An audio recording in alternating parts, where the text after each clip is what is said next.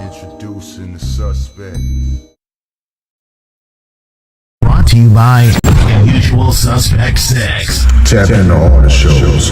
Real Conversations with KG. Is that right now? I'm at peace right now. You know, things get hectic as it gets closer to the fight. Okay. Do we got a fight? Yeah, I fight April 10th at the Prudential Center. Bullshitting on the Beltway with Supreme Beast Boxing. And now the co is the main event. So that's the way I look at it. That's my philosophy. Trill Thursdays and Usual Suspect Sundays with hard hits. I'm talking about it's really just about stacking this money, man. Getting on these singles, damn positive, you know what I'm saying? Putting it in their face by any means. Tales from the B-side with KG and TD. Needed to fill out additional paperwork to clarify. Yes, we did. Yes, we did. That is the paperwork that you see there. And Okay. open mic featuring you. You know, that was a close fight. You know, he got dropped a couple times, but I thought he out. We do not care. Wow. It's a Usual Suspect. You know, I'm not having it. Everybody's a suspect today. Title holder and still undefeated Gabriel El Capitan Maestre. How is that? And this gets done to him by a bunch of cowards at ringside that never took a punch in their life. I'm sick of it.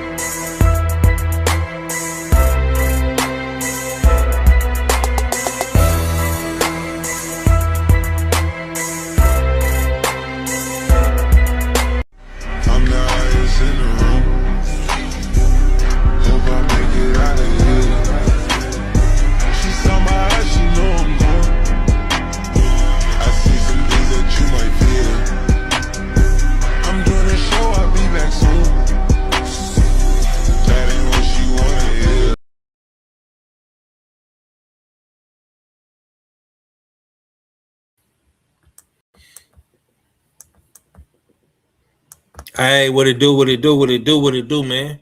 It's your boy 5039, man. We back at it again with another one.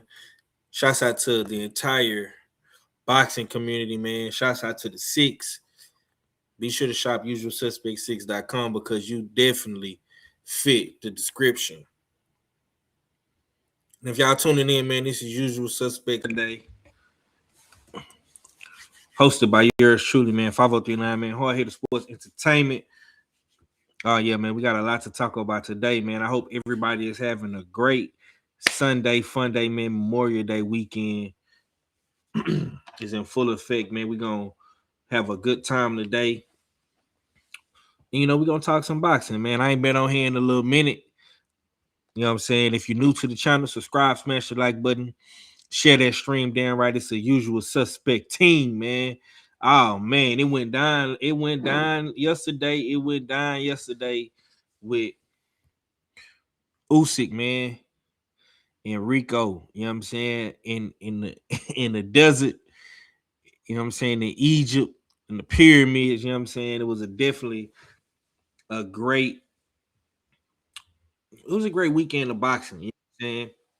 It was a great weekend of boxing. Okay, man, we got our first Usual Suspect in the building, man. Let's go ahead and get my boy up in here, man. This is my co-host with the most, Dana Blizzak. What it do, Art? What it do? What you saying? What a one? It's your favorite, get your most hated all fella. Pull up. It's Usual Suspect Sunday. Smash that like button, share that stream. Oh, damn right, it's Usual Suspect team. In the dig, salute everybody pulling up in the chat. Both platforms, Smoke City Mobcast, Hard Hitter Sports and Entertainment. Y'all know what it is. Now, I mean, salute to Five. I was patiently anticipating. I was like, oh man, I hope Five gonna open it up. You know what I mean? I hope Usual Suspect Sundays is, you know what I mean, back in regular form. And yeah, my bro, you know what I mean, fulfilled the legacy. And we here in the dig.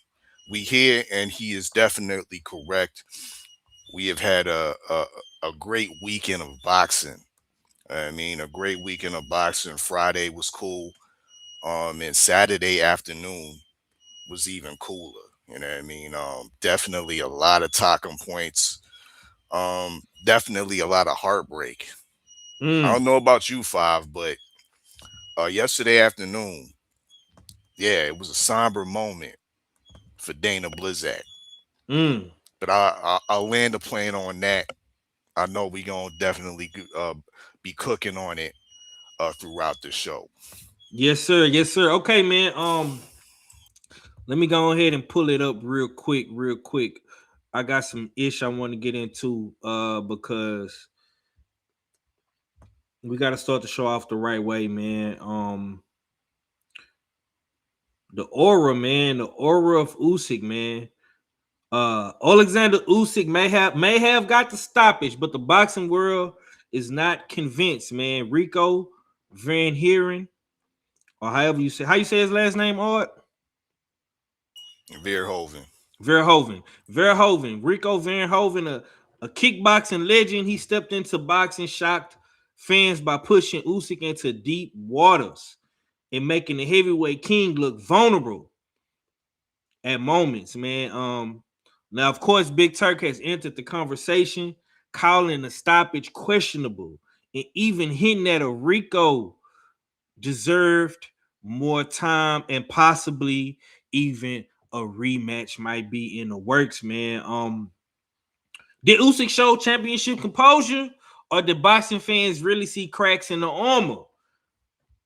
Tonight, we talking about that on Usual Suspect Sundays, man. We breaking down the controversial stoppage.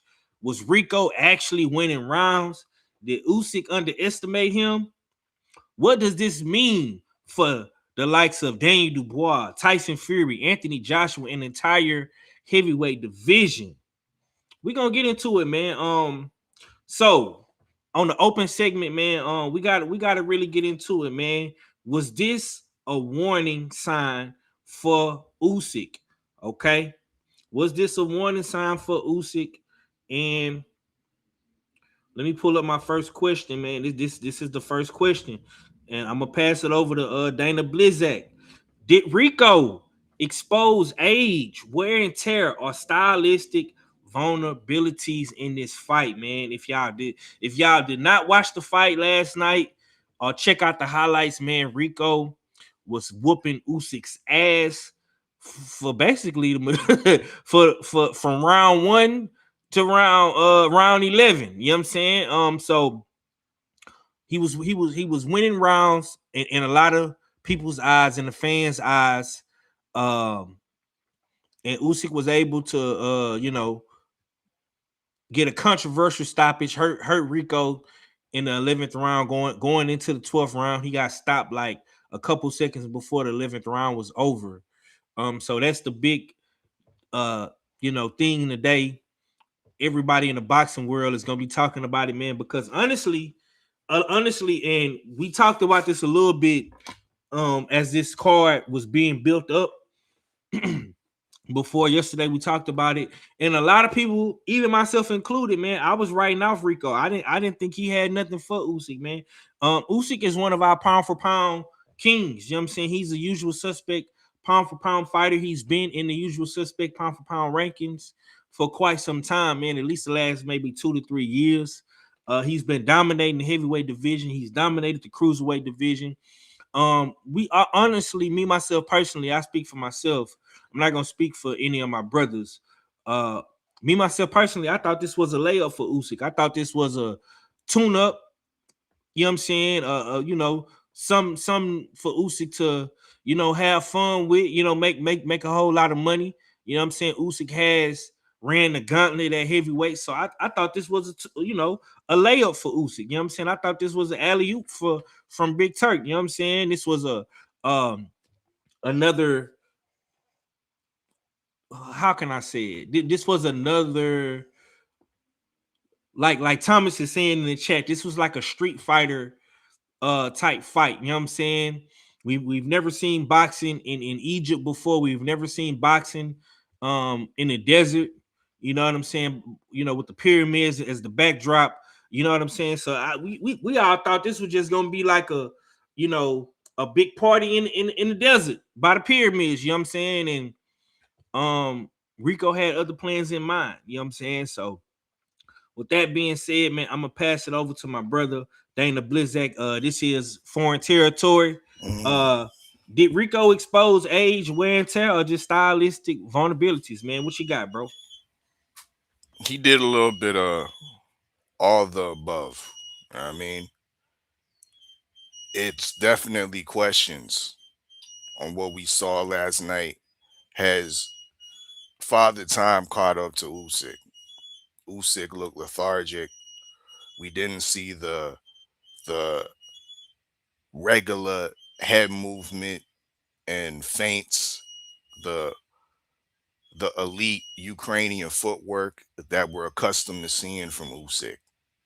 And did that have to do with the age and the wear and tear? Or did that have more to do with the complacency? Did that have more to do with the fact that maybe Usyk has turned a little bit Hollywood 503? You know what I mean? Satisfied with doing all these movies and whatnot. Getting in the mix of all these reality shows. Sending your camps instead of in the hard places, uncomfortable places to tune your body. You're training camps in the tropical warm beaches of Spain, the islands of Spain and shit. You know what I mean? So is is the once hardened pound for pound champion in Usyk turning soft? Stylistically, is there vulnerabilities? I would say no, but in the moment, yes. Rico was able to show stylistic vulnerabilities and surprise Usyk and befuddle him for a great majority of the evening, right? his ability to actually use Usyk's game against him. It was the Dutchman, the kickboxer, that looked like he had superior footwork. It was the Dutchman that was using a probing jab and using his lead hand as a distraction, going up and down before he would attack and throw a solid punch. So in the moment, Rico did expose some stylistic vulnerabilities. Will that go into Usyk's next fight? Probably not. But yeah, once again, there was definitely some exposures on Saturday afternoon, 503. Has me questioning where Usyk stands on my current pound for pound list. He used to have such a lofty status, but after what I saw yesterday afternoon with a novice boxer with a record of 1-0 against a tomato can, you know what I mean? A rusted, over expired tomato can at that, to come in, you know what I mean, and wash, because this wasn't my game plan for Rico was to use the Derek Chisora method and try to smother, you know what I mean, and try to rough Usyk up on the inside. Come to see, this man was actually outboxing Usyk at points, using a double jab. You know what I mean? On his feet. Like, I was like, damn, what the fuck am I seeing up in this bitch? You know what I mean? So I'm questioning where Usyk stands on the list right now. Do you need to fall, my nigga? You almost let the lineal title, the Ring Magazine title, slip away. No, forget about the WBC sanctioning this shit. You're the lineal champion. You know what I mean? You're number one. You sit on the throne.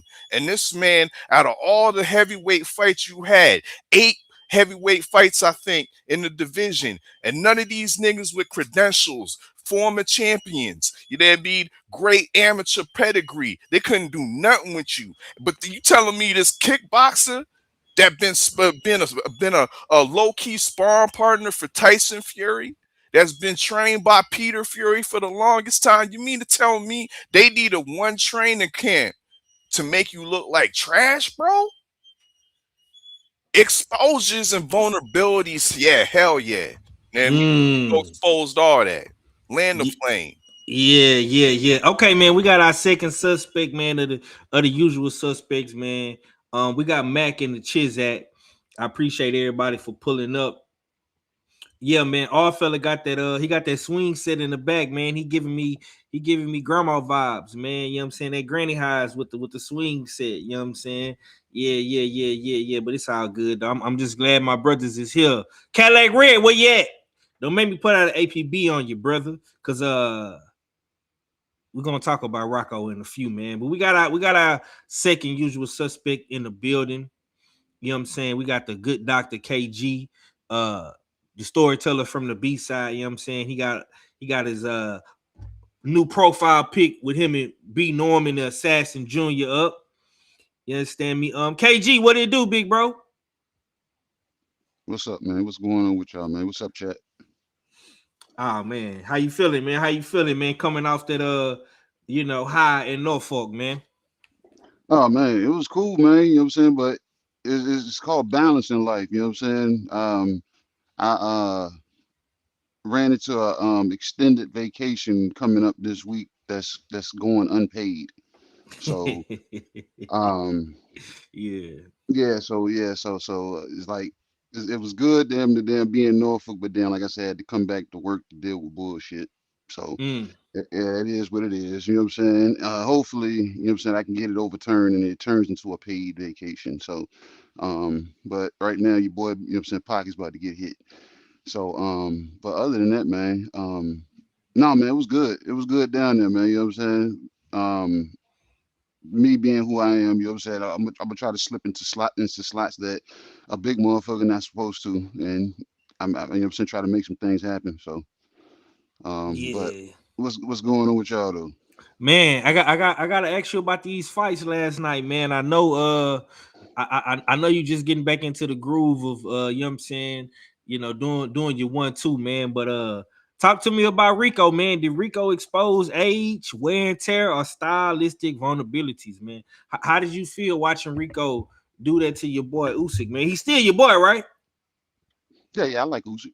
Okay. I just make it show.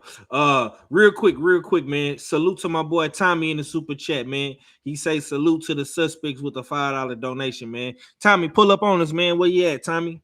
Where you It's, at, man? I appreciate you, bro. it's his anniversary, man. You know what I'm saying? He might be. Yeah, they've been Ah, rocking. It's They've been his rocking for 20 years, anniversary. 20 plus years. You yeah, know what I'm man. saying?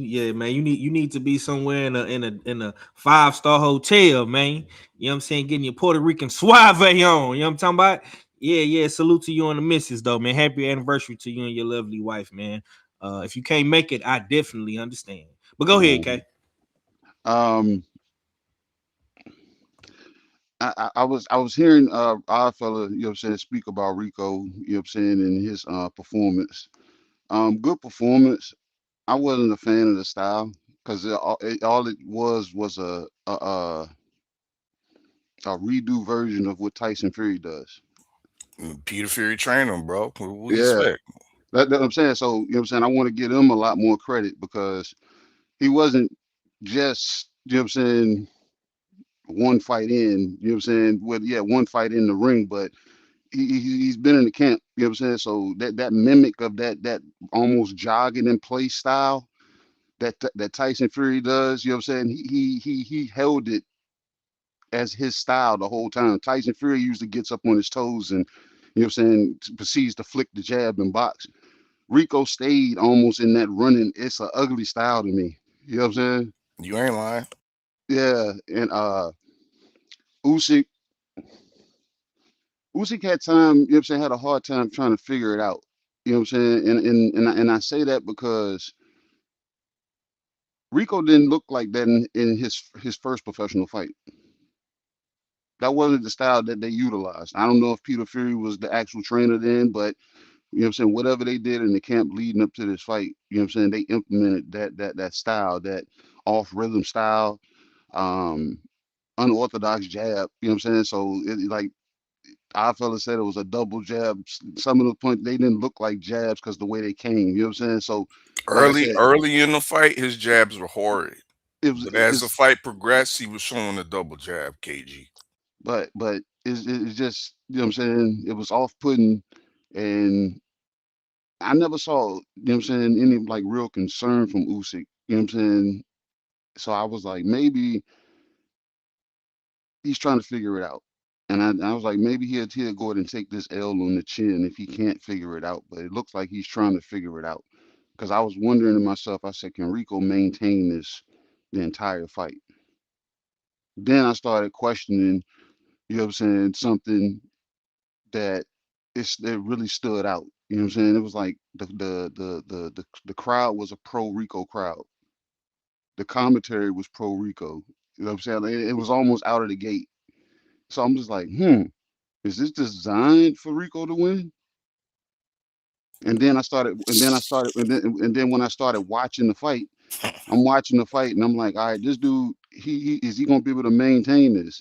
So then I started asking an odd fella question. I'm like, what's in this guy's system to be able to keep this damn gas on his foot on the gas this whole time? You know what I'm saying? I was like, what is going on here?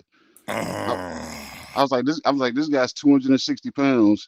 And the way, you know what I'm saying? I'm like, but at the same time, it was a breakdown toward the end.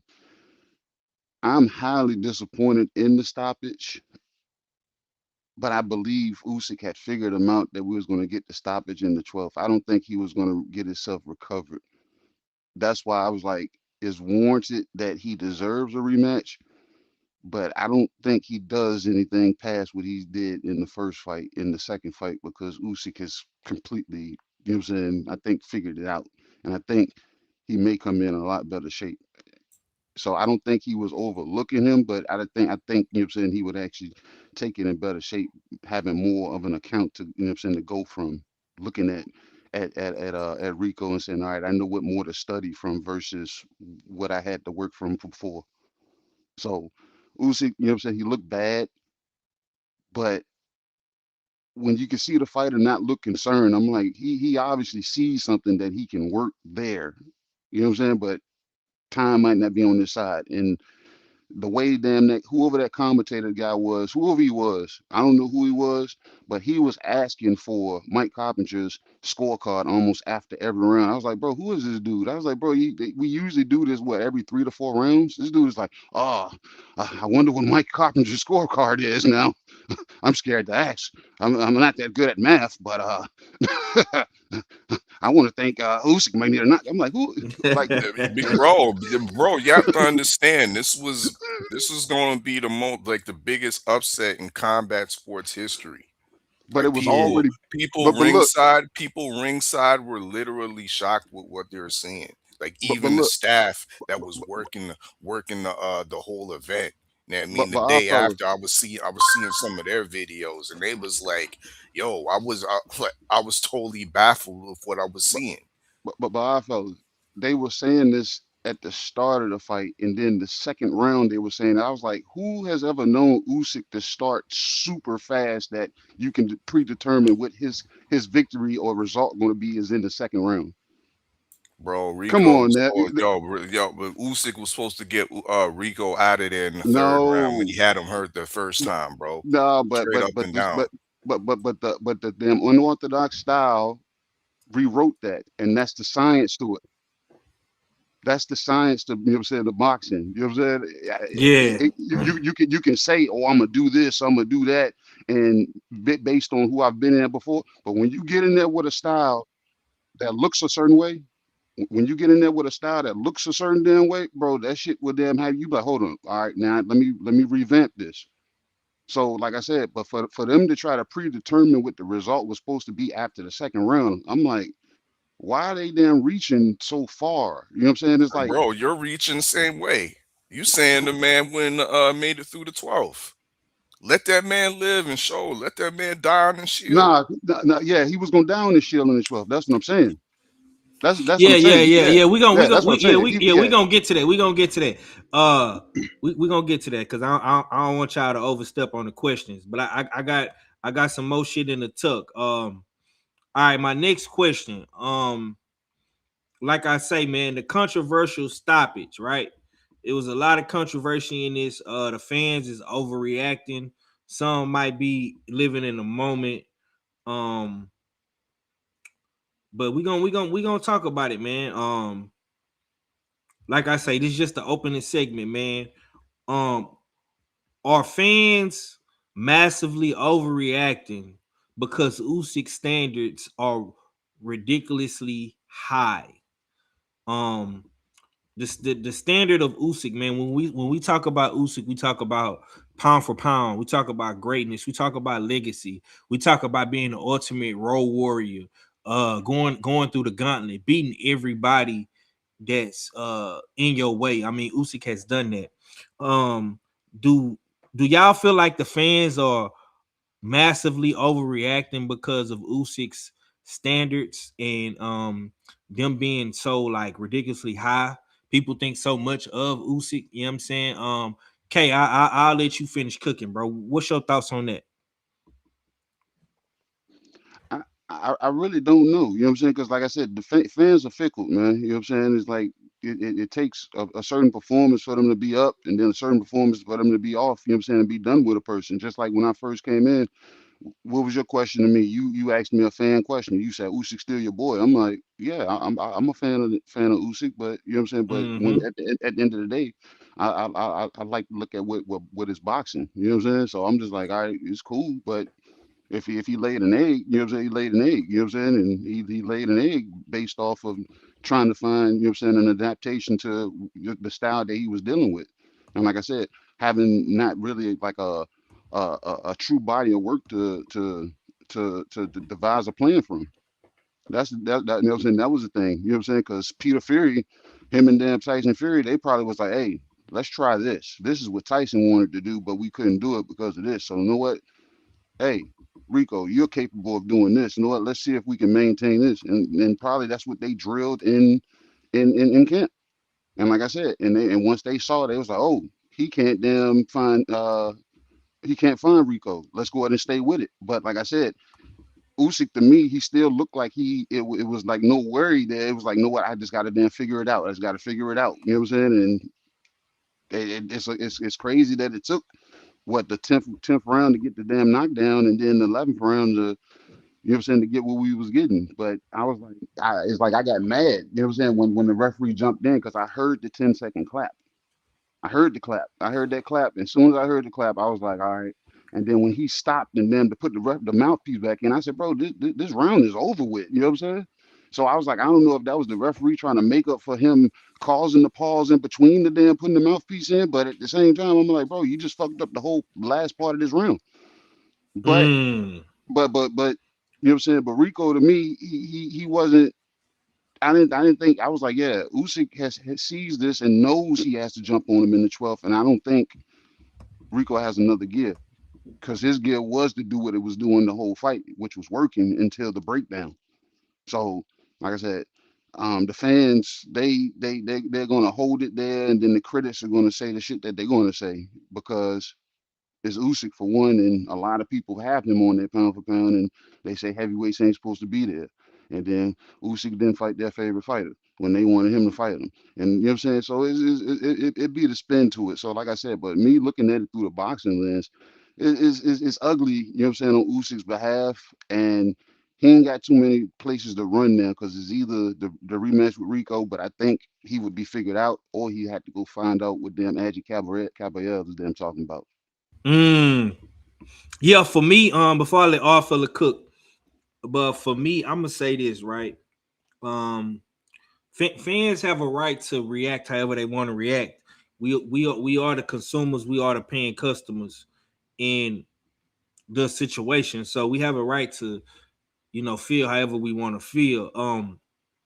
With that being said, I think people are definitely overreacting.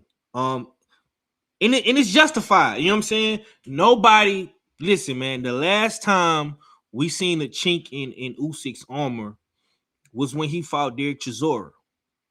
And a lot of people back then thought Usyk was going to get destroyed at heavyweight. But he proved a lot of people wrong. He made a lot of people believers. When you make people believers, you have to keep them believing. And you do that with your performances in the ring. Now, once you slip up and don't have the quote unquote high standard performance that people are expecting, you're going to have fans overreacting, especially when you fighting a guy that everybody is picking you to beat. I could see maybe if this was Tyson Fury, if this was Wilder, if this was Chisora, if this was Fabio, if this was Moses, if this was Caballero, if this was one of your quote unquote rivals that we know you will probably have problems with, versus a guy who hasn't fought in boxing in almost 10 plus years. I mean, what we talking about here? You know what I'm saying? Salute to Tay in the chat. I seen my boy Big Joe come through earlier.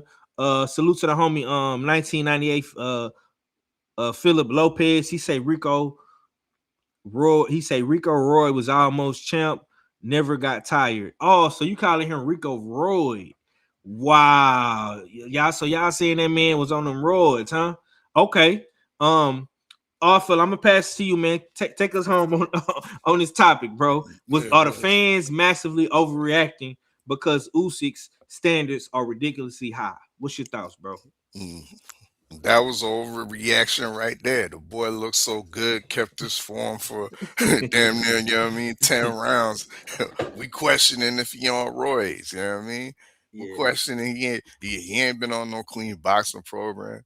You know what I mean, let me see that VADA test and whatnot. That's how good he looked. You know what I mean? Against the a pound for pound talent. You know what I mean? That's high up in the pound for pound rankings, right? Undefeated, former undisputed cruiserweight champion, former undisputed heavyweight champion, current lineal heavyweight champion. Yeah. Major, major overreaction is being had, 503. Deservedly. And this shit's like an onion, because onion got layers to it, bro. I mean, of course, there's the hardcore boxing fan that is overreacting because, of course, we think of Usyk as the ultimate standard, the ultimate champion that, like you said before, a road warrior, a guy that is completely focused on the task at hand, takes his training camps with with the utmost focus and importance, right? This fight right here, we seen him come in at his career heaviest, 233 pounds. Now, he didn't look all the way out of shape, but he didn't look in the typical Usyk shape that we've been accustomed to seeing him at. You know what I mean? So, deserved overreaction from the boxing fans, but it goes deeper than that, Five, because we have certain factions of boxing fans, and then we have to forget, we have to uh be aware, 503, here in North America, we weren't really aware of Rico Verhoeven.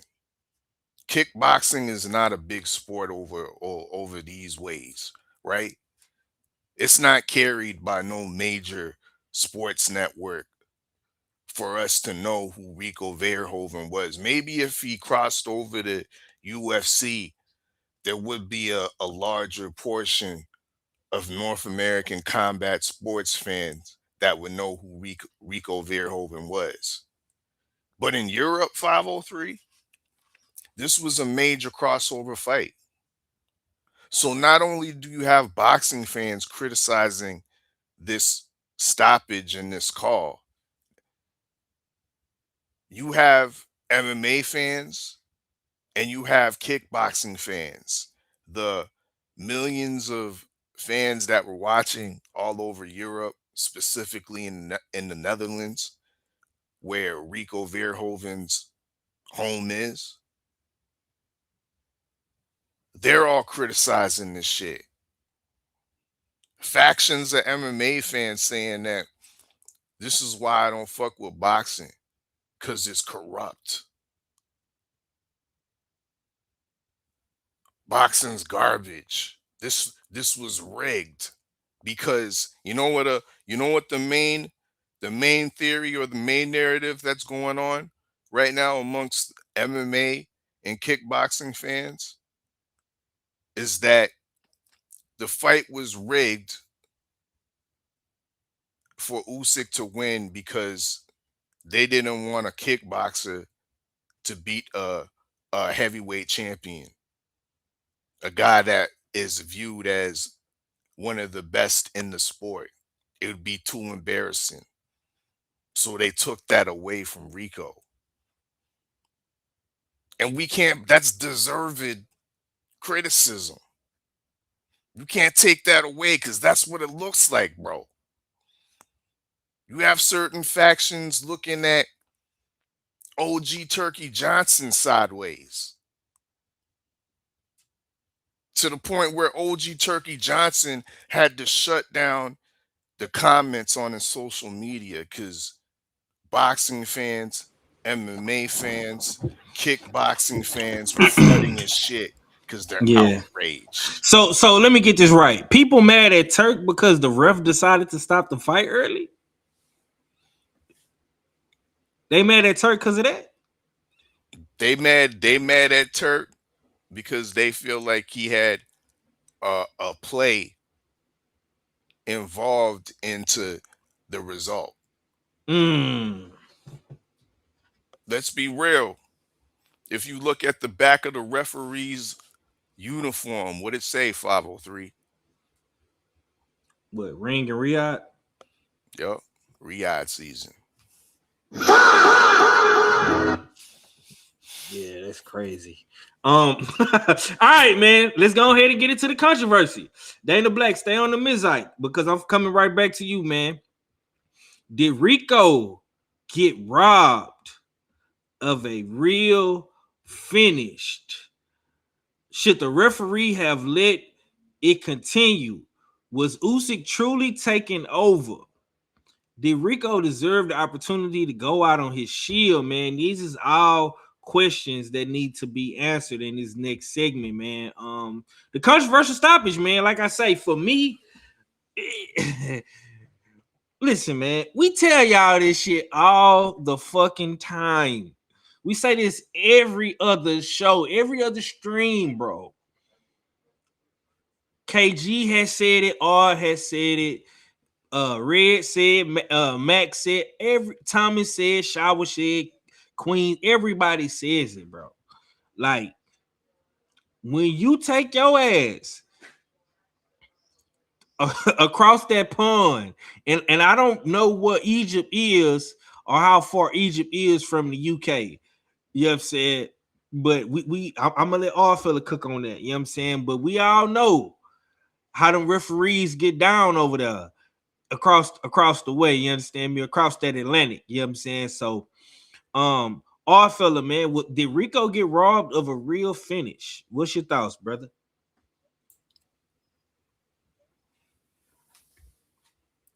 Shout out to Shawala Ya. Because I must say, yes, indeed. He got robbed of a real finish, 503. Yes, indeed. He was robbed out there by the pyramids, 503. Come on now. Let me tell you, this was Rico's first 12-round fight. All ringside observers, all casual observers that was watching the fight over the zone had Rico winning the fight. I myself personally had Rico up 7 rounds to 3 going into the 11th round. Now, yes, Usyk finally was clutch and knocked down Rico with a crisp uppercut.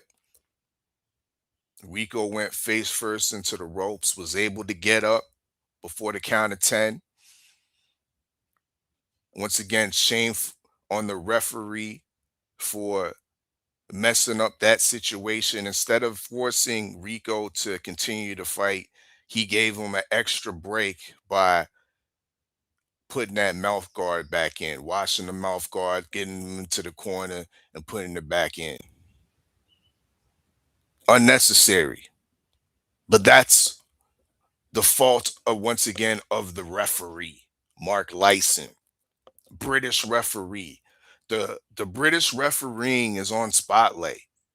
This is like so many exposures happen on Sunday, and that was another exposure of the incompetence of British refereeing, which is leading to the suspicion that British refereeing is on the tape. Because that stoppage right there was absolutely terrible, especially when you only have 1 second, to some accounts, 4 seconds left in the round. 1 to 4 seconds left in the round of round 11. You mean to tell me you can't let that man live and get to the end of the round? Give him that 30 seconds to recover. Let's take it back to Rico Verhoeven's kickboxing career, because he's been knocked down multiple times with head kicks, overhand right hands and whatnot. Knocked down, cut, get back up to win. This man has won undefeated for over a decade. And we ain't talking about one fight a year type shit. We talking about 2-3 fights a year. We talking about in certain instances where he's in tournaments fighting 3 fights a day.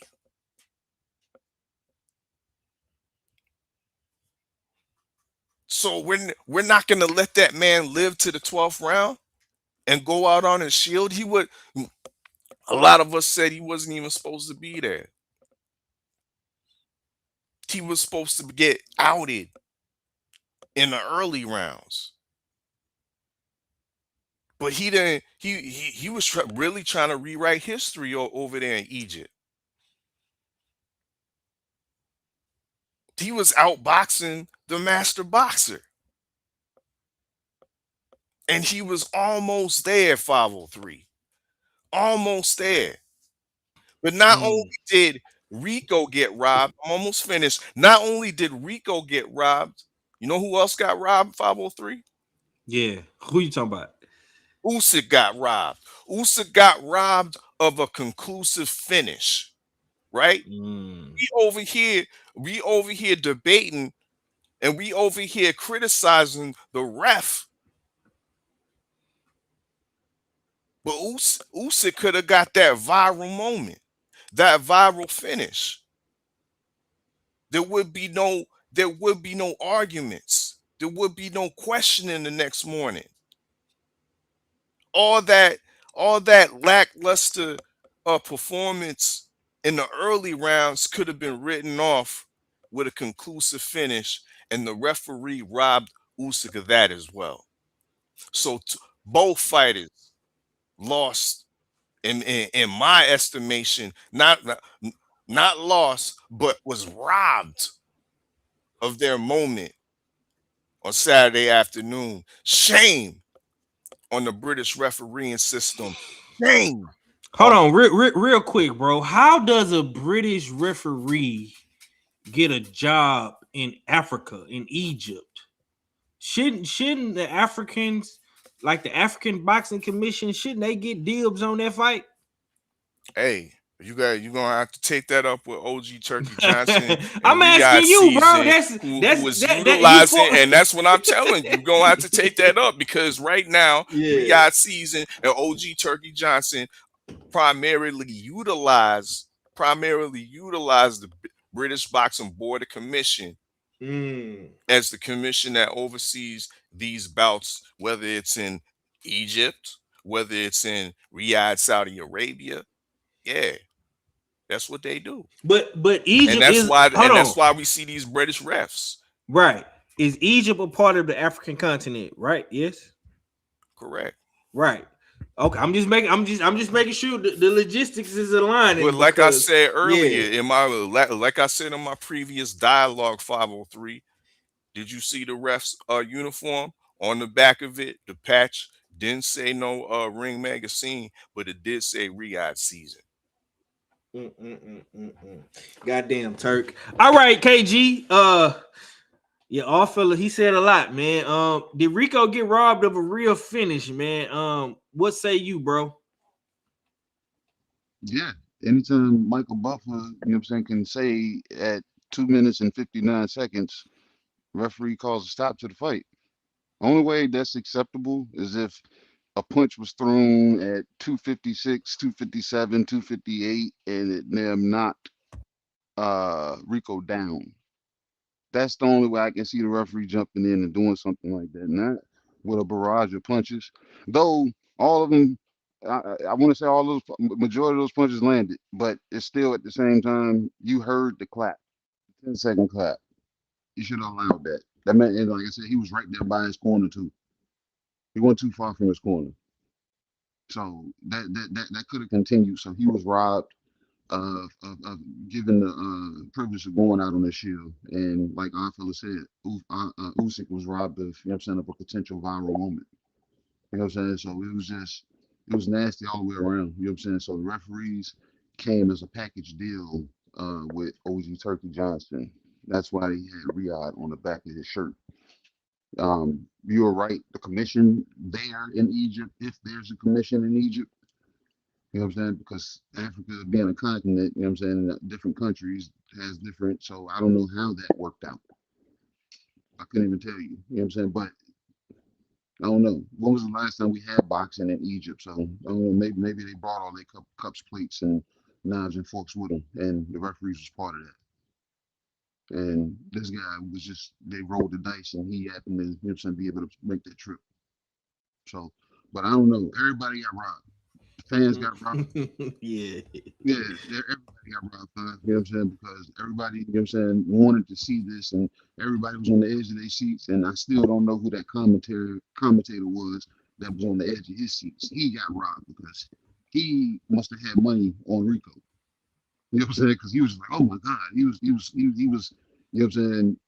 He had Rico down his throat the whole damn fight. From the beginning of the first bell to the end. So he was disappointed. He probably bet his house on that. He can't even go home now. He's stuck in Egypt. Man, yeah, man, whole lot of questions, man. This is why you love boxing, though, man, because I say this shit all the time, man. You never know until you know, man. You know what I'm saying? Who would have known that Rico was gonna come in and do what he did? Nobody seen that shit coming, bro. Like I say, man, a whole lot of controversy, man. This is my last question in regards to Usyk and Rico. Did Rico deserve the opportunity to go out on his shield, man? For me, man, I'm gonna say, hell yeah, fucking right, he did. Because it's a saying in boxing, right? We always say this, man. In order to win the fight, right, you got to take it to the champion. You always hear guys say that, you know what I'm saying? You got to take it to the champion. Yeah, man, you got to be in his face, you got to be in his chest. You got to throw your jab, you got to throw your combinations, you got to take it from him. Was Rico not taking it from Usyk? Was he not bringing the fight to him? You know what I'm saying? Like, what was he not doing for him to go out on his shield? He deserved that. You know what I'm saying? I know a lot of times these referees are put in very, very difficult situations. They have to be critical thinkers in critical moments. They got to think fast. And yeah, man, that ref that referee, man, he just to me watching that fight, I'll say this. I think Rico was more fatigued than he was actually hurt. I think the fatigues. People say he was on the roids and he was on the juice and whatnot, but to me, it seemed like he was more fatigued than anything versus him being hurt. I think Usyk did catch him with a good shot. You know, that uppercut, man. Listen, man, when you get hit with an uppercut, bro, I don't give a fuck who you is. When you get hit with a flush uppercut, man, that shit can hurt anybody. You know what I'm saying? So, yeah, that's just my little take, my 2 cents to the talking party. You know what I'm saying? I feel like Usyk, you know what I'm saying? Usyk did what he had to do, you know what I'm saying? But the ref did make a bad call. And I think Rico did deserve to go out on his shield, you know what I'm saying, on some Deontay Wilder type shit. That's just me. The homie said had Rico winning. Thomas say me too, 7-3. Thomas, he say British refs may have been looking very shaky the last month and a half. Yeah. I mean, we seen some, and that's crazy because with in the Daniel Dubois fight, Fabio Wardley fight, you know what I'm saying? He let them fight. You know what I'm saying? So I don't know, bro. Man, you never know with them UK refs, man. All fella, man. Did Rico deserve the opportunity to go out on his shield, man? Give me your final thoughts on this fight. Like I said, the way he was able to overachieve, ultimately wash Usyk for periods of that fight, being a one fight novice in the boxing ring. He should have been afforded specifically due to the fact that there was 1 second left in the round. We're talking about a fight. Once again, let me reiterate, he was washing the lineal unified heavyweight champion. Okay? He was washing. He wasn't taking a sustained amount of punishment like we saw in the Danny Dubois Fabio Worley fight.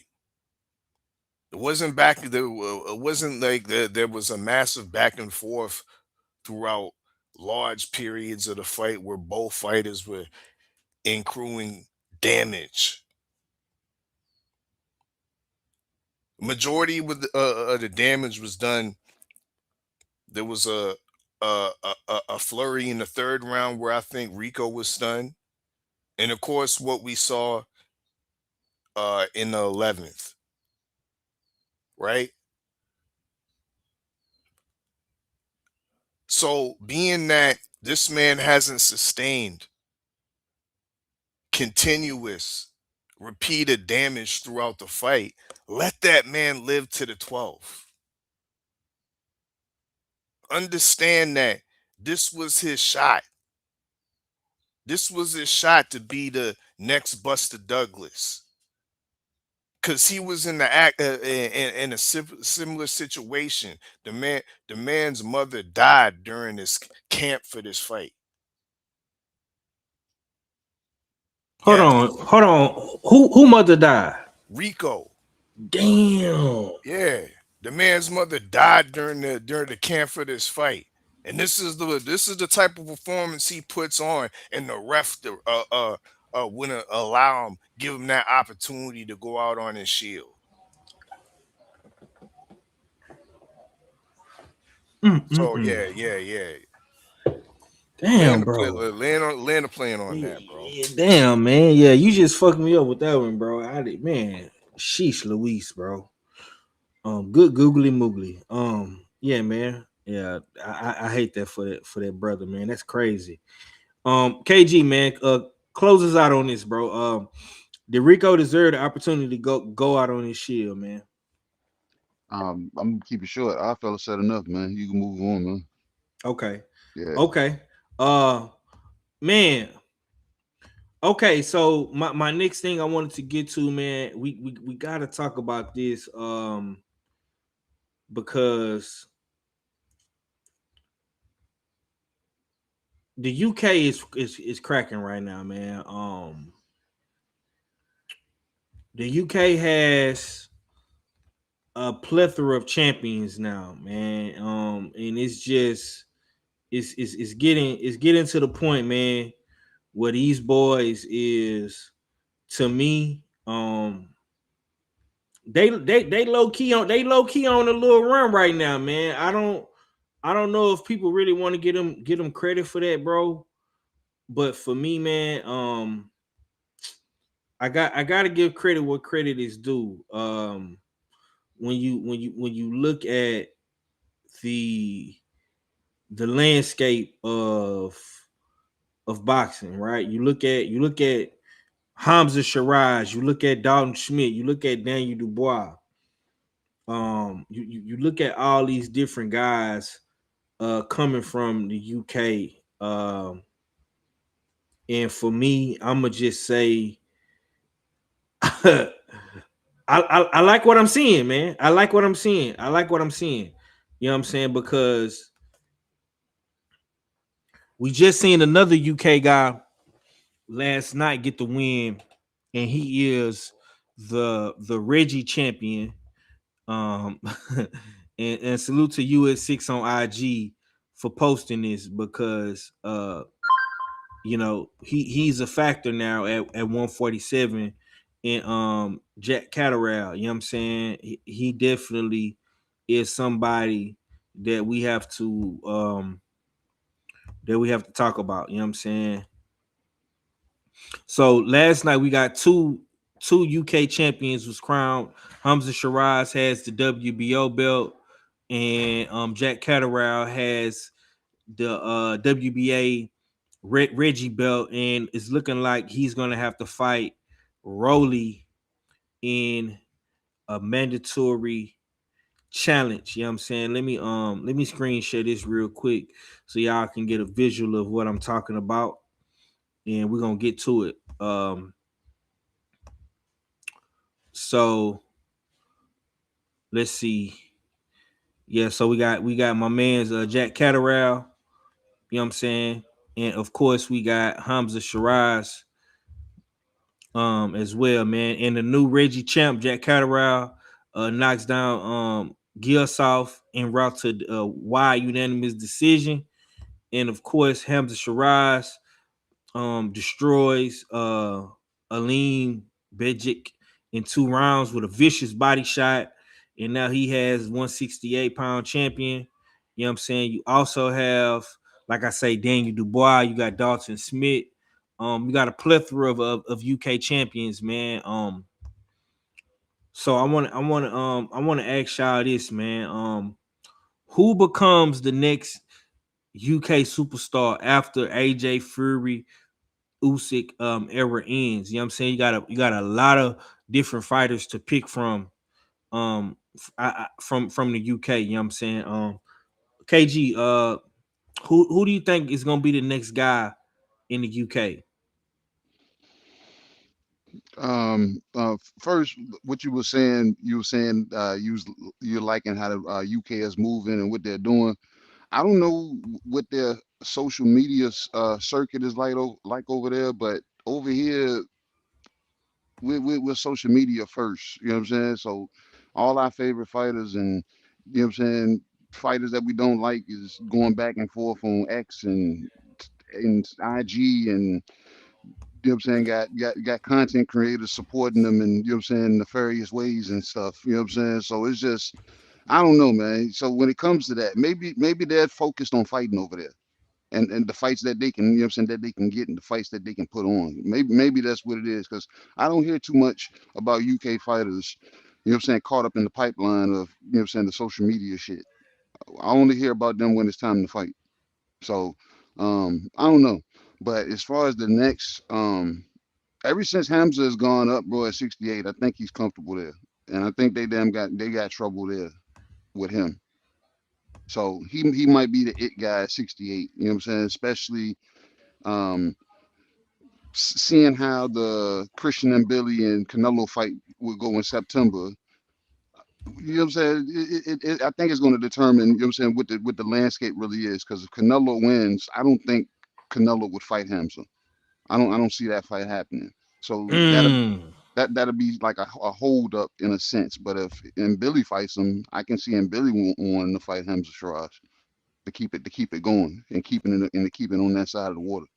You know what I'm saying? So who were the other guys you said? Jack Catterall. Yeah, I got him pulled up on the screen. So you got Lewis. You got Lewis Crocker. You got Daniel Dubois, Hamza. You got Dalton Smith, and you got Josh Kelly. You know what I'm saying? Yeah, they all got. Daniel Dubois is a fight by fight basis. Yeah, you know what I'm saying. Yeah. Some days he's up, some days he's, you know what I'm saying. I don't know. I need to see some consistency out of him. Dalton Smith and Jack Catterall. Depends on, you know what I'm saying, if they win the damn handy sweepstakes. You know what I'm saying? They not too important. They just belt holders. At the moment. You know okay. And then with Brian Norman Jr., you know what I'm saying, bouncing back. Yeah, like I said, I don't see too much coming out of those dudes at 47. You know what I'm saying? What about Lewis Crocker? Lewis Crocker's at 47, right? Yeah, he got the IBF. Yeah, he a belt holder too. Yeah. He just waiting to get a phone call. You know what I'm saying? and he gonna find a nice place to lay down. You know what I'm saying? So it's I ain't got too much hope in, you know what I'm saying, in him. I got more hope in Jack Catterall than I do in damn Lewis Crockett. Wow. Yeah. Okay. But Hamza is the guy. You know what I'm saying? That if any star out of that bunch that you're talking, yeah, I think it'll be Hamza. Yeah, man. Okay. Like I said, I had to go and find this picture, man. This picture definitely stood out to me because I'm gonna be real, man. I'm not used to seeing the UK dominate like this, man. They got 5 world champions, Jack Catterall being a Reggie belt holder, man. They got like 6 world champions right now, man. You know what I'm saying? You know, so if you count Jack Catterall, Reggie belt, you know what I'm saying? So hey man, the UK by the numbers. You can't like I'm a numbers and analytics guy, man. By the numbers, man, the UK right now is kicking ass. You know what I'm saying? They kicking ass. I don't we can say whatever we want to say. They got a champion, they got 2 champions at 147. They got a champion at 140. They got a champion at 5'4". They just got a champion at 68. Right, and of course they got the heavyweight division on lock. You know what I'm saying? So hey man, it is what it is. Okay, Mr. Foreign Territory, foreign correspondent, I'm gonna ask you, man. You know, hopefully you can, you know, give us some knowledge and some news that we can use in the foreign territory markets, man. Who will be the next UK superstar after AJ Fury and Usyk era ends? You can subtract 4 of these guys. Oh wow! Off that. Why am I subtracting? Tell me why I'm subtracting. Well, like KG was saying earlier, like Lewis Crockett, he's a belt holder. I don't know if he has that crossover appeal. Same with Dalton Smith. Wow. He don't have that. I don't believe he has that crossover appeal, and he hasn't proven to sell tickets like that. Josh Kelly, he had a bright future at one point, but I still put him in a class as another belt holder. They still have some seasoning to do, but I don't know how much seasoning they can get to the point where they're pound for pound, where we're talking about them as world class opposition. I'm still skeptical about all these guys as being the next bunch of UK guys that are gonna definitely bring them on to the next era. No, maybe Hamza should rise. Maybe Hamza should rise. Once again, you're looking at Danny Dubois. I won't put him in that list because he's champion right now due to the fact of Usyk's, you could say, generosity, or you could say negligence, because he didn't want to defend that WBO title, so he decided to give it up and vacate it. Right? He didn't want to fight Joseph Parker at that time, so he decided to give it up and have Wardley and Joseph Parker fight for it. So they're quintessential belt holders. They're not the real champions of the division. None of these guys are unified, you know what I mean, and hold that cachet, right? Hamza Saraj might be the only guy that has the potential, the charisma, the ability to speak behind the mic, sound good behind the mic, but look good between the ropes. Has a style we saw what he did against a overmatched opponent and a lean Begic. Now that was I'm side-eyeing that matchup right there, you know what I mean? Because there was better opposition available that was higher ranked. Like who? Jacob, the undefeated Danish fighter, Jacob Bank, who recently knocked out William Skull, the same William Skull that took Canelo 12 rounds. Jacob Bank knocked him the fuck out, right? Jacob Bank. Yeah. Where he from? Denmark. Denmark. Undefeated and been active. You know what I mean? And Is been active. is he like Irish? Is that like Denmark? Denmark, like kind of like north of Germany over there. Okay. He in that territory. Okay, cool. They ain't known for no boxing either. Yeah. You know what I mean? This is one of them territories where boxing been banned for a minute, like Sweden type shit. Yeah, I mean, he over them ways. But that motherfucker was available, but they find this motherfucker baggage. Now, they got the right protection plan for Hamza Shiraz for him to be able to cross over, because he already has the King of New York.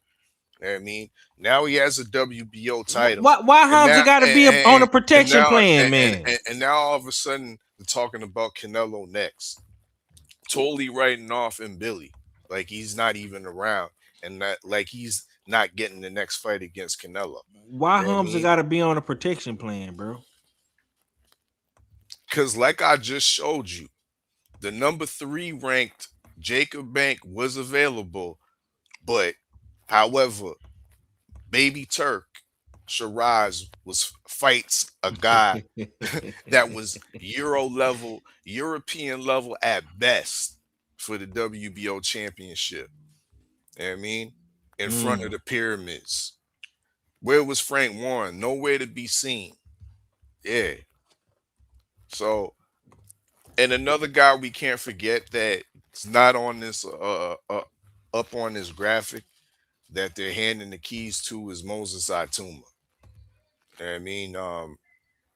He's one of the definitely heavyweight hopefuls that is very much talked about in the UK circles, is the guy that can exceed what Tyson Fury and what AJ's been able to do.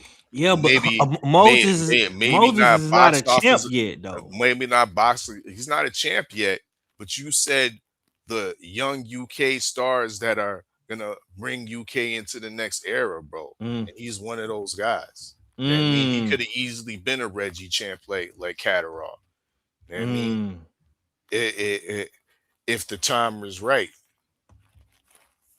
But he's definitely on that list. So Hamza Shiraz, instead of fighting the number 3 guy in Jacob Bank, who's 19-0, he fought Aleem Begic, the number 4 guy. What's wrong with fighting the number 4 guy, bro? Why you shitting on Hamza like that, man? Because Begic ain't did shit, bro. He ain't fought no top 15 contender not once in his life, bro. And like I've been just showed you, my boy William Skull got outed. Yeah. You know what I mean? Packed up, put to bed. Left in the dirt by Jacob Bank. Okay. Can we put in any credentials? And after he did that, he fought an undefeated power punching Namibian contender. Knocked him out in 5 rounds. What is we doing? Yeah. Hey man, I'm gonna be real with you though. I'm liking the 168-pound division. I'm looking at the rankings right now. So you got IBF champion, you got our boy Iglesias, right? WBC, you got Billy. Lester Martinez got the interim. WBA is Jaime Munguia, and Canelo is coming back to fight Billy. So hey man, 168 looking real good right now. You know what I'm saying? Hamza needs to, he needs to get up in there. You know what I'm saying? He needs to fight. He needs to fight a legitimate opponent, because I don't think this Aleem guy, he's gonna get too much credit from. Now I value what my brother says. You know what I'm saying? He says Begic wasn't the guy. So we gonna see how Hamza Shiraz moves forward. And Begic was gift wrap, bro. Yeah, okay. I'm gonna take your word on that. But he was a top 5 guy in the WBO. You know what I'm saying? So you know that food that get gift wrap, You know what I mean? On the holiday season, that's what Yeah, he was. he was foil paper, huh? Foil paper, huh? Tupperware. God damn. Okay, man. All right. So let's go ahead and move on real quick. I got some more questions to get to, and we're gonna get to them, man. Let me pull up this clip real quick while we get into it. Let's see. Here you go. Yeah. For the situation, I'm ready. I think Germany is ready for the fight. All the German fans wait. I know many Ukrainian people live also in Germany. Let's do it in Germany in stadium. I think the fans want to fight. All the fans in boxing. Let's do it, Usyk. Let's do it. No problem. Yeah, if Turki Alalshikh organization, no problem, brother. I'm ready. You know, I've waited so long for the situation. I'm ready. Okay. Nigga said I ready. You know what I'm saying? KG, I'm gonna come to you, bro. Who should Usyk fight next, man? We just seen him. We just seen Caballero call him out. It's a plethora of names at heavyweight for my mans to fight, man. You got the Daniel Dubois rematch. You got the Rico rematch. You got Caballero. You got Wilder. You got Tyson Fury. So many names out there for Usyk, man. Who should Usyk fight next? Listen. Usyk's next fight is in Holland. It's in Holland, and we're going to rematch Rico. No, Ajit, you don't get to call Germany. The next fight is in Holland. So if you know what I'm saying, if you get the if you get your straw drawn, you know what I'm saying, we're not fighting in fucking Germany. Fighting in Holland. That's what the fuck we fighting at. So we already got that established. You know what I'm saying? So what hold on, where's Holland at, bro? What that said? It's over beside Germany too. Yep. Well, across the water from UK though. So the people of Germany is gonna have to travel to Holland. You know what I'm saying? The ultimate road warrior, you're gonna have to travel too. You know what I'm saying? So is that Rico backyard? I don't know. Holland's Rico's backyard. Oh, okay. Damn, you gotta remember, all the Turkey was about to give it to him at home. European countries are like American states, like in that, you know what I mean? But that's crazy. Turkey was about to distance. Turkey was about to give them Rico the rematch at home. So no, yeah, fuck it. You know what I'm saying? We give you the rematch at home. But whether the bitch is at Holland or wherever, I like the Ajit Caballero fight because this is Usyk's on the way out, and with the hiccup in this fight with Rico, I'm not taking him off of the pound for pound, but you do lose your privilege of them saying, "No, what? This is who I want to fight on the way out." Nah, the people are not happy, so you got to make up for it. And fighting Wilder ain't gonna do it. You know what I'm saying? And who was the other fight? Wilder ain't it no more, huh? No, yeah, Wilder ain't gonna do it. And a third fight with Tyson Fury ain't gonna do it. And he not gonna fight. He not gonna fight his damn newfound best friend in AJ. So that's not gonna happen. See what I'm saying? So Ajit Caballero, the body snatcher, yeah. Like I said, because I think he lost his privileges. Because like if he had it his way, I'd be like, yeah, fight Wilder on the way out. But you kind of lost that now. So Wilder ain't gonna do it. You know what I'm saying? So yeah, it'd be better to get in there with Ajit and pass the torch to him, or show him that you can beat him and then go ahead and hang it up after that. So I think that's the best thing, smoking, because that's the only thing that removes his scar. Because if he rematches Rico, I think he got Rico figured out. I don't think Rico you know what I'm saying, is going to be able to maintain for as long. And I think he finds a sooner route to, you know what I'm saying, actually close that fight out. So facts. Yeah, so Ajit Caballero is the best damn thing, smoking, bro. Yeah, I agree with you 1,000% on that, man. I think K probably had the best take on that. All fella, what say you? Who should Usyk fight next, man? You got the Rico rematch, Daniel Dubois, Tyson Fury. You know what I'm saying? Of course, Caballero. What you got?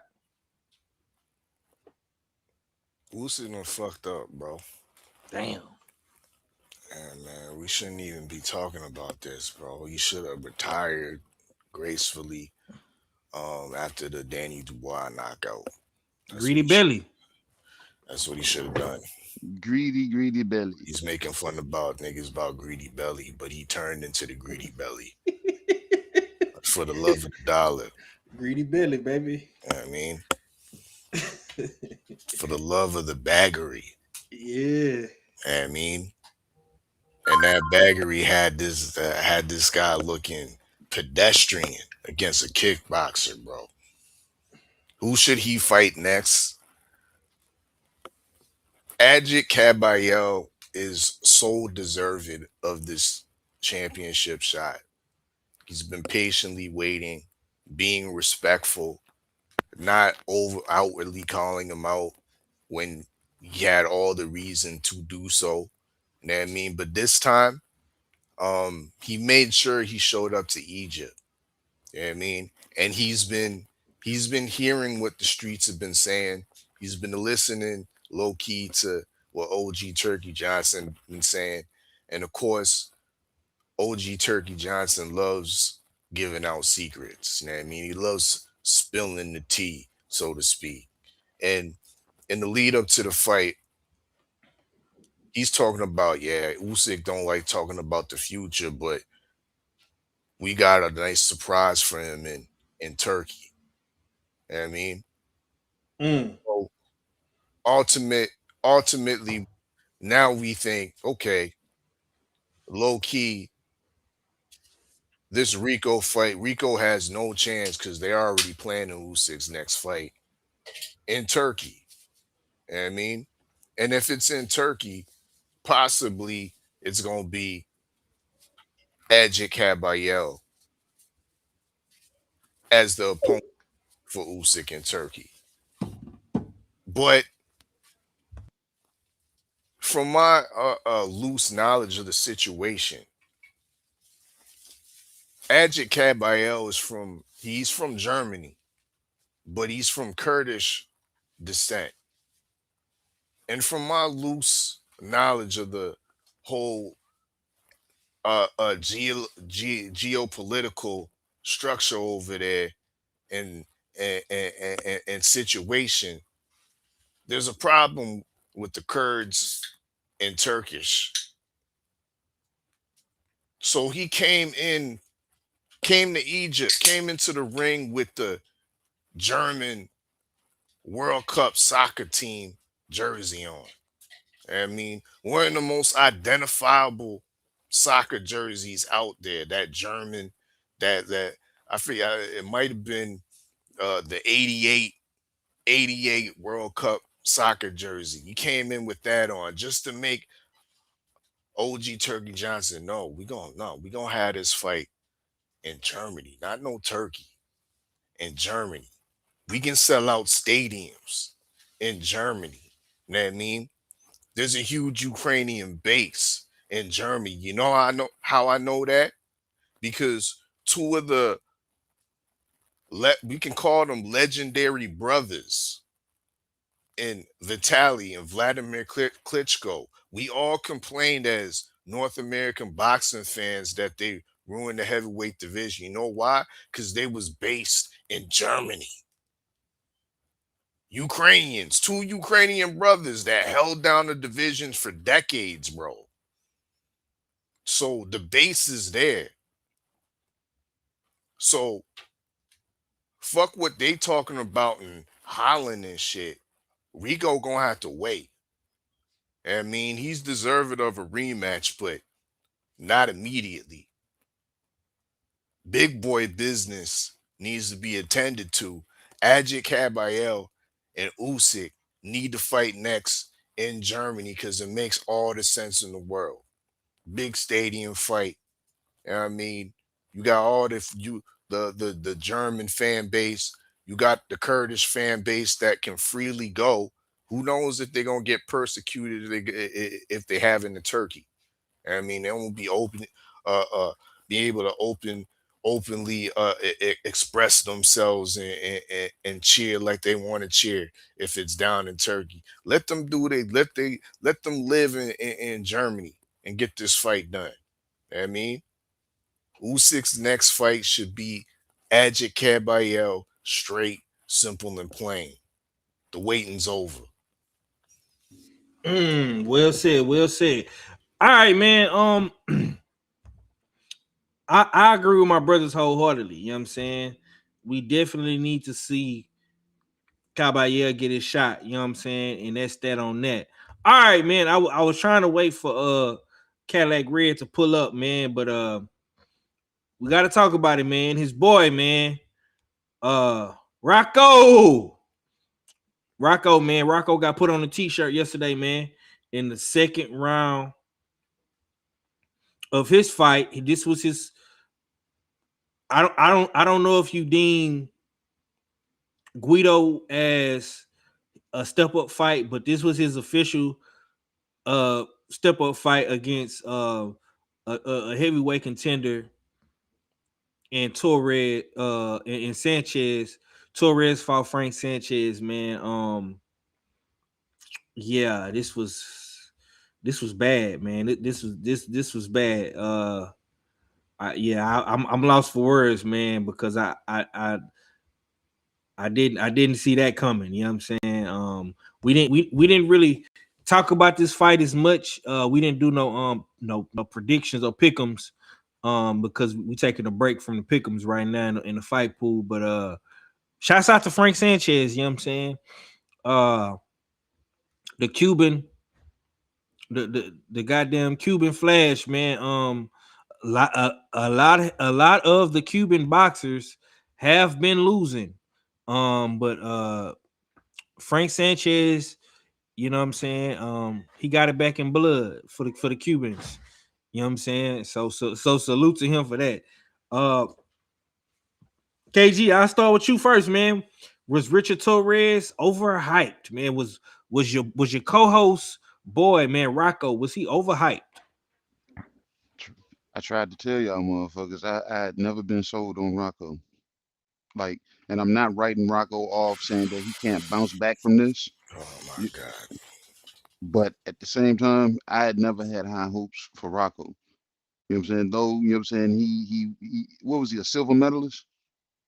Silver, Yeah, yes. yes, silver medalist. Put some respect on Rocco's But name, but please. but his he was not the superior boxer. You know what I'm saying?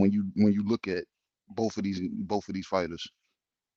So I think I didn't overlook Frank Sanchez. I was just like, you know what? He has to damn deal with uh the wild one and see if he can weather that. Because he does have a superior damn boxing skill set over Rocco. So Rocco, he just has to figure out and see and wait for Rocco to make mistakes. And Rocco made mistakes sooner than even I anticipated. I didn't think he was going to make, you know what I'm saying? Like, and if you go back, it's a guy that I follow, and I think I follow him because I think I seen 503 liking, you know what I'm saying, the post that the guy was putting up. There's a guy that he stops and slows down everything and shows you the scientific reasoning behind certain punches.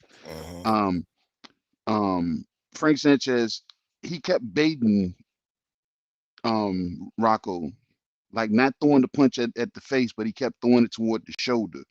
And every time he did it, Rocco would lean off to the right. I mean, lean off to the left, lean off to the left. I was like, bro, I was like, he's setting the table right now. And I seen that in the first round. I was like, bro, and this is before um somebody backstage might have said something about it. It was, oh man, Frank, or the commentary might have said it about how early Frank was able to land the right hand. And then I had seen a clip of Showbiz. He was sitting ringside and he was saying the same thing. He was like, man, he was landing that right hand early. And I was like, yep.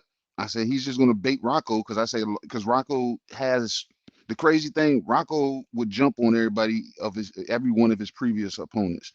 He had respect for Frank Sanchez because of the boxing skill set that he knew he had. So it was like he knew he couldn't just jump in on Frank.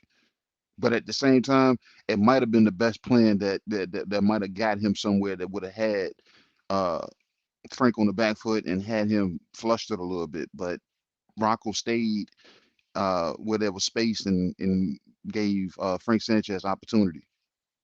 And like I said, Rocco showed the lack of skill set with the mistakes that he made and leaned right into a punch that didn't take long for Frank Sanchez to come right back to. So Rocco got hard. He was fighting to get back up, but the body was saying no. You know what I'm saying? So, um, but like I said, Rocco's young. Rocco's young, and this is a learning curve. This is a learning curve, and the Bomac philosophy may take a little bit more time to take form. So going forward, Rocco, you know what I'm saying? Anybody that's a Rocco fan, do not write your guy off. You know what I'm saying? You know what I'm saying? Let him look like I get people telling me, hey man, check on your guys. That's still your guy and every damn thing. Bro, if Rocco is your guy, you know what I'm saying? He ain't never been my guy, but at the same time, I don't count anybody out because, like I said, this is boxing. But yeah, Rocco, you know what I'm saying, got crucified. They just forgot to cross his ankles. Damn. Yeah, I guess we can all say Rocco was overhyped, man. Look, man, let me say this, bro. This ain't just about Rocco losing, man. The bigger conversation that we need to have, bro, is what's going on with the American heavyweight development system. Amateur hype versus pro reality, right? The global takeover internationally of heavyweight boxing. See, a lot of times, bro, over here on Usual Suspects Sunday, man, in the land of the usual suspects, in the realm of Usual Suspects 6, bro, we talk real boxing.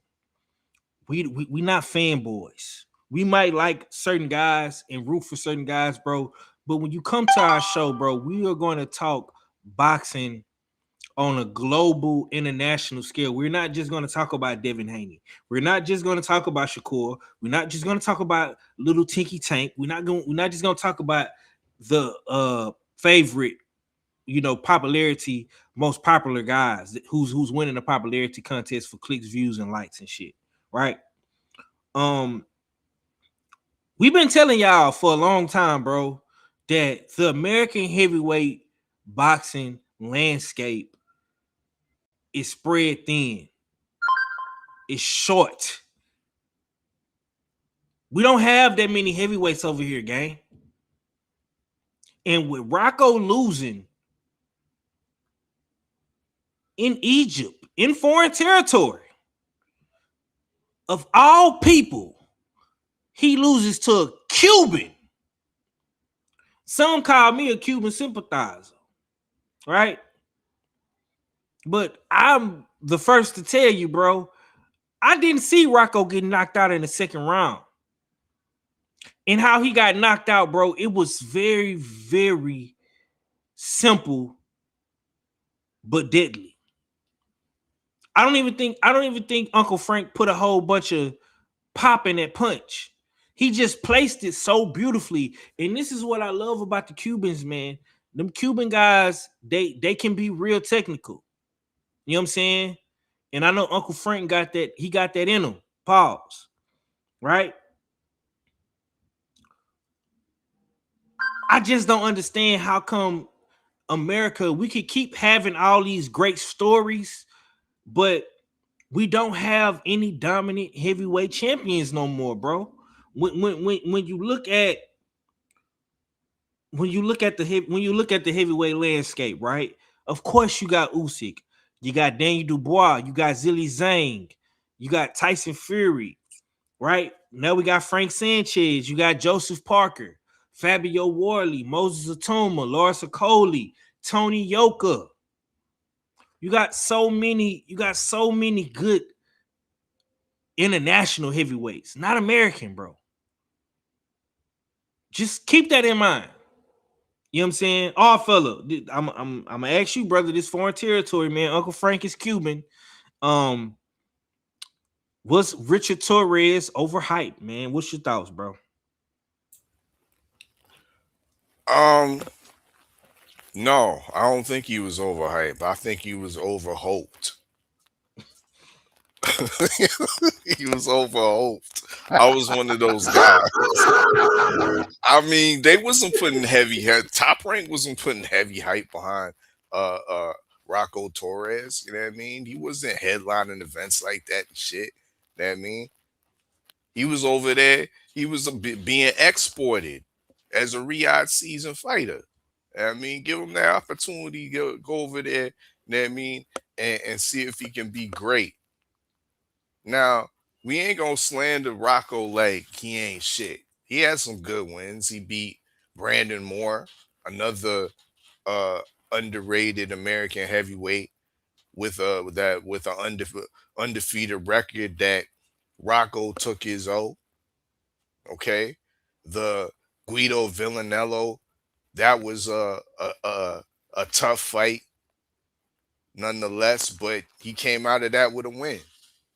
What I call a seasoning fight. But this fight right here, bro, we got to see this shit. You know what I mean? And full credit for Rocco and full credit to Top Rank for allowing this fight to happen. They could have easily continued to protect, continue to feed him more of a Top Rank diet, and and take more of a softer road, softer opposition. But this was a true test, a true top 15 type guy in Frank Sanchez. You know what I mean? And what we saw, for one, before we get into what we saw with, of course, the obvious results, should we not be questioning the physique and the condition that nephew Sanchez came in? You know what I mean? Because we we like to point that out when it comes to the Druce crew. When one of their fighters, you know what I mean, look extraordinary and whatnot. But yes, he was trained and does train in the Eddie Reynoso gym. You know what I mean, and he was looking absolutely yoked, jacked up, diesel, whatever you want to call it. That man was all of that. The best condition I ever seen nephew Frank Sanchez in. You know what I mean? But what, taking away the unconfirmed suspicions, okay? Taking away that, Rocco was knocked out. Similarly to how he was knocked out in the amateurs against Jalalov. Back a day of Jalalov, the Uzbek Olympian champion that's still undefeated in the pro ranks, that's been literally doing nothing but fighting cans. You know what I mean? But that it was shades of that.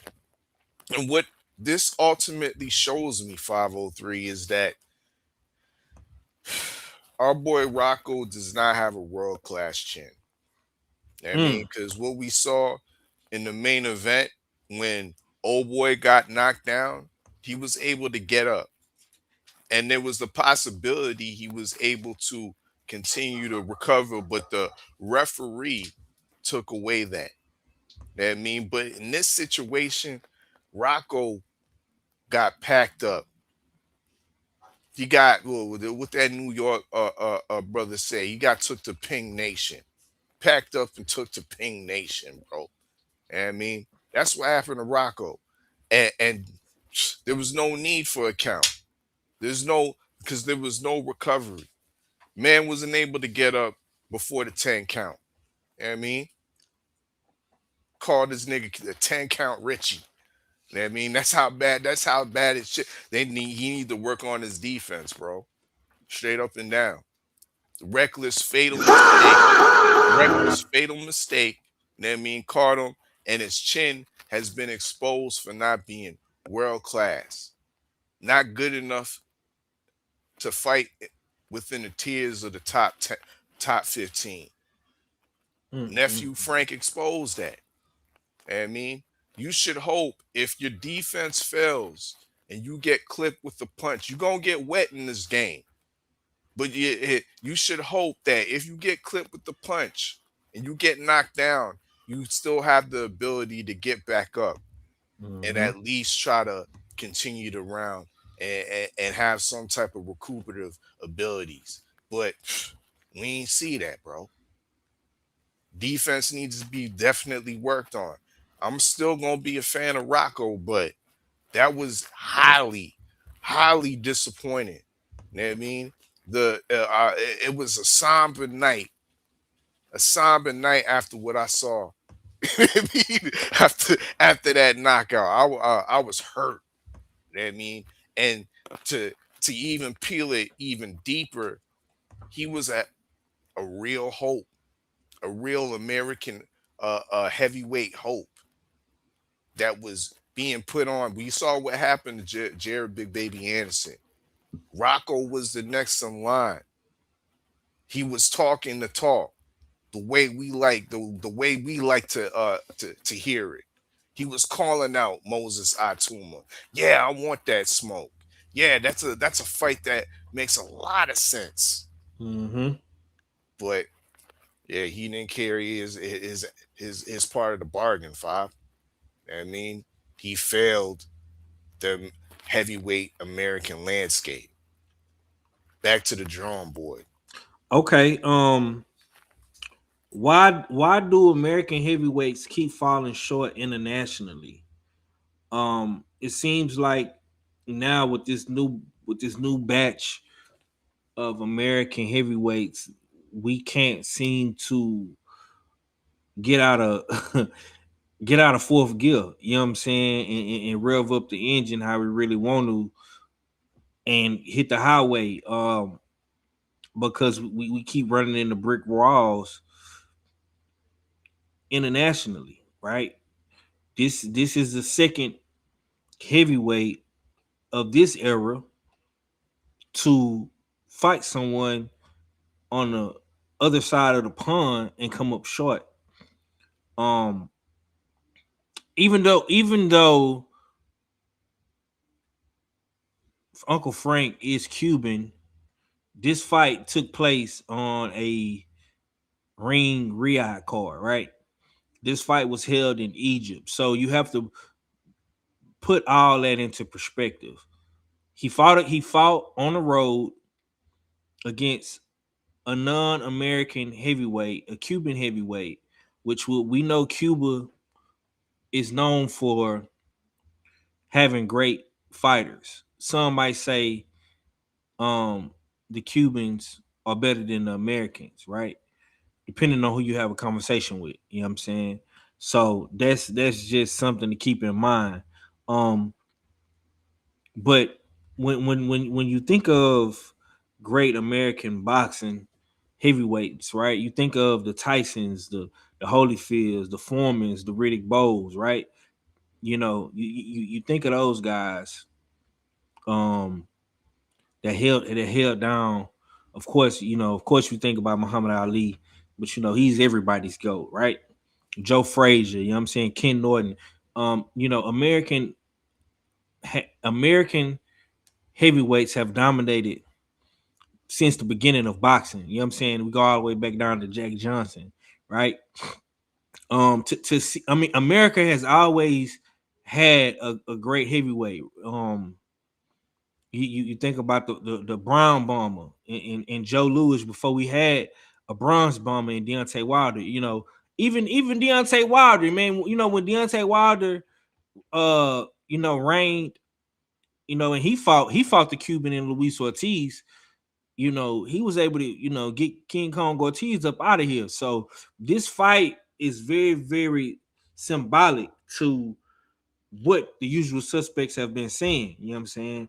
As it relates to the American heavyweight landscape. KG, I'm gonna ask you though, bro. Why do American heavyweights keep falling short internationally? What's your thoughts on that? We don't get good work here, and then our best athletes are not boxers. Like in other countries, they don't have like worldwide sports. You know what I'm saying? And if they do, it's a bunch of small dudes. You know what I'm saying? Here, our best athletes are them either in the NFL or on the basketball court, and that kind of stunts the growth of heavyweights. So like in the gym, heavyweights are not getting like full-fledged real good work, and the work that they're getting in there with guys just that are just big. Like it's like the 80s when it comes to the NBA. Like the bigs were just big. They weren't athletic. They couldn't jump out of the gym. They couldn't shoot threes. They couldn't handle the ball. They were just big bodies to be out there just to get rebounds and get blocks. You know what I'm saying?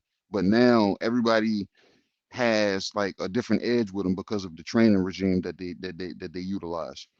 So, and those guys are not in boxing, especially on this side of the water when it comes to heavyweights. Those guys are getting to the money on the NFL on the field or in the on the basketball court because the money is readily available.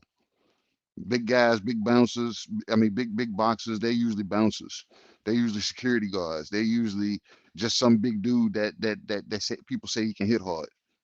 Some of these dudes don't find a boxing ring until it's late, you know what I'm saying, into their career versus over, you know what I'm saying, over across the water. Those dudes are grown up as far as being either hard workers and then they're thrown into boxing, you know what I'm saying? But it's not like they had another avenue to go play basketball or go play football or something like that.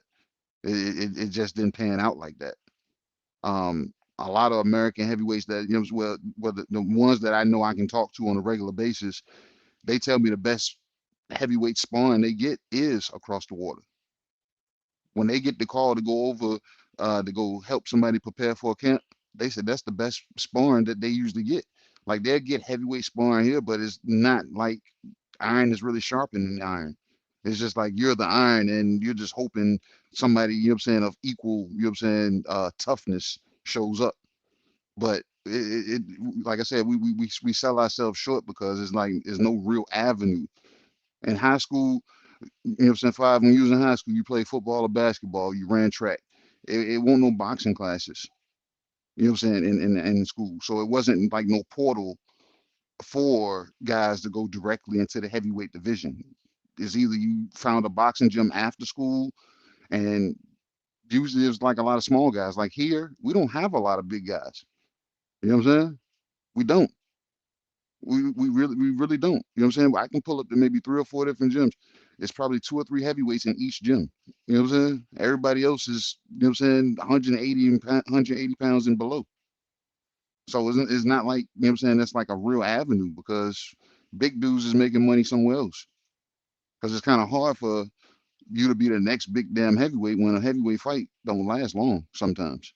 And if you show up, almost like our fella said, Rocco needs to, you know what I'm saying, work on his defense, but at the same time, he works on the defense. How do you work on taking a punch that you ain't been taking? And next thing you know, you fold up. Most big dudes ain't took punches out here in these streets. In real life, land five, most big dudes can't even fight because they don't have to fight because they put people see him and they're like, that's a big motherfucker. I ain't fighting him. So a lot of these big dudes in America, they just big. You got a lot of dudes that's big for nothing. So it's, you know what I'm saying? So it was like we've cut ourselves short. We stunted our growth when it comes to boxing and trying to produce an American heavyweight. Like what's the young kid that's fighting on the Florida odd? I never remember his damn name, but remember he started at 54, but he what 228, 230 now? Yeah, Mazzy Van Houder I want to sit back and watch, you know what I'm saying, and see because he's what 23, 25, 20, something like he's young. over I there on want Zuffa.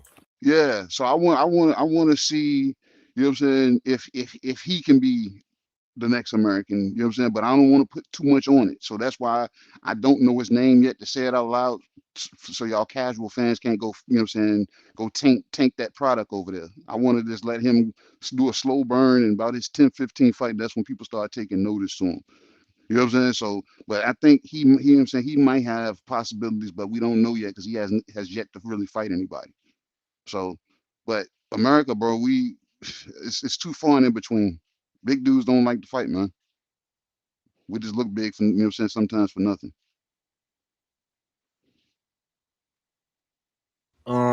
Yeah, that was bro. Bro really gave his spiel on that one. You know what I'm saying? I appreciate that. All fella, man. I asked you the same question, brother. Why do American heavyweights keep falling short internationally? A lot of what KG was saying was whole facts. I mean, the pool isn't as deep over here. We have to understand that. It's not like the early 2000s and the 90s and before that historically. Boxing, the popularity of boxing is not a major sport as it was once before. It's niche. You know what I mean? The biggest athletes are going into the biggest paying uh, um, sports. Not taking away boxing, but of course they're going into the most biggest paying sports that have the most eyes in North America. And that's of course football, NFL specifically, and NBA basketball. It's not the same level of notoriety or as appealing to be American heavyweight champion as it once was before. The brand of the Olympics, being an Olympic gold medalist, don't have that appeal over here in North America as it once did before. So all that plays into the fact of the pool is a lot more shallower within the American landscape, but we ignorant to that. We keep continuing to say that these European fighters and these UK fighters need to come over here. No, a lot of our American heavyweights need to go over there now. You know what I mean? Just like a lot of our great trainers, great American trainers, they're not training American fighters. They're over there immigrating to Europe, to Russia and shit, to Ukraine, putting their spin of the game on their shit, right? Shout out to Big Baby Anderson that got hip to the game. Now he over there in the UK training with, because like KG has been continuously previously saying before, that I don't think Big Baby gets good work. He's been sparring all these little guys and shit like that. Well, that's good for speed, but what happens when you need to get used to the type of resistance and see what works with the big guys and not what necessarily works with guys that are smaller with them. The UK is proven to show you can get good work. There's a long list of top 15 heavyweights coming out of the UK. But under that tier, under the if you want to call it the B tier of heavyweights, there's a stock full of UK heavyweights there too as well. So their system is working. We can't be ignorant to that and be like, nah, they got to come over here. Niggas need to go over there now. That's where the landscape is at. But at the same token, it's not all doom and gloom, 503. Because I think there is a small, as bad as it's gotten, there's a small change. There's a glimmer of hope happening. You know what I mean? Because boxing's popularity is starting to rise, specifically in America, I believe.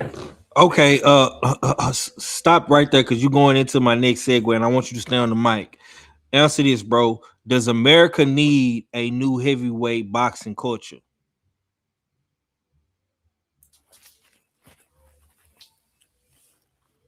Yes, indeed. It does need a new heavyweight boxing culture, and it needs to tap once again more into the social media, because the Olympic brand is dead over here. And what's live and popping is the social media streaming era. And this is what I was kind of alluding to, that there's a glimmer of hope where we're seeing a lot of these, even though it's off-brand fights, you know what I mean? It's exhibition fights, a lot of celebrity fights, but there's a lot more athletes interested, big athletes that are interested in getting back into the boxing because they're seeing the fact that, yeah, there's the boxing can be lucrative. Boxing can bring a nice little bag when promoted well, when associated with the right parties. You know what I mean?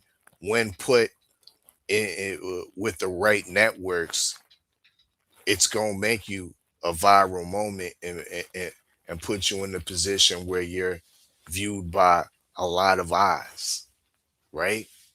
So it's becoming more intriguing. Will one or two entities from America capitalize on that? One being Zuffa. They have what I deem is the next great American heavyweight hope in Damazian, aka Mozzie Van Hooter. You know what I mean? Who KG was speaking of earlier, on the man that came from 154, who's now a full-fledged heavyweight, standing, I think, 6 foot 2.5, 225. What he out of? What he trained at? He's now a Zuffa fighter. So Okay. he trains out of, I guess he trains out of the UFC Institute.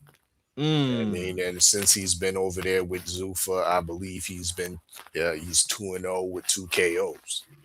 Soft food, mind you, but he's looking very promising with his skills, agility. So yeah, that's a guy definitely on the come up. But with that being said, will an entity like Zuffa continue to invest in the heavyweight division, specifically in the American heavyweight division landscape? Will they institute something like we see with the UFC, where they have the Ultimate Fighter? Will they do that in the boxing sense for the American heavyweights? You know what I mean? That will help. In my opinion, the American heavyweight culture, boxing culture, once again. You know what I mean? Will MVP get into the party? This is they have the ability. They, of course, networks, DAZN, Netflix, uh, uh once again, it's been devoid by other promoters. PBC don't promote properly American heavyweights at all. Top Rank does it marginally, randomly hype and overhype a silver medalist American charismatic star in Rocco Torres. They're on the fence with him. Let's be real. You know what I mean? Will MVP Jake Paul and Nikisa, that have proven to being able to promote bullshit, you know what I mean, and get major views, can they take grasp of the American heavyweight landscape? They're fully capable of doing it. And they have the infrastructure and the know-how to apply.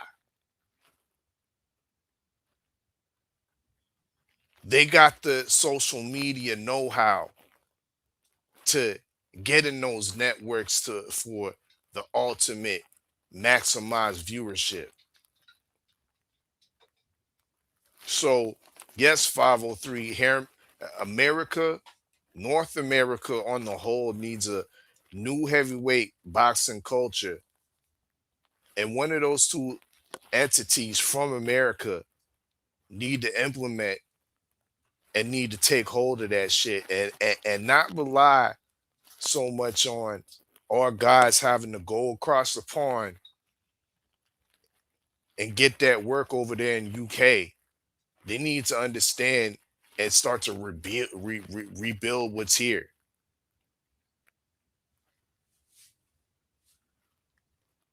That's my take. All right, KG, take us home on this topic, man, and we're gonna get up out of here. Does America need a new heavyweight boxing culture? I kind of said it, you know what I'm saying, in my last take, but yeah, I believe, yeah, we do.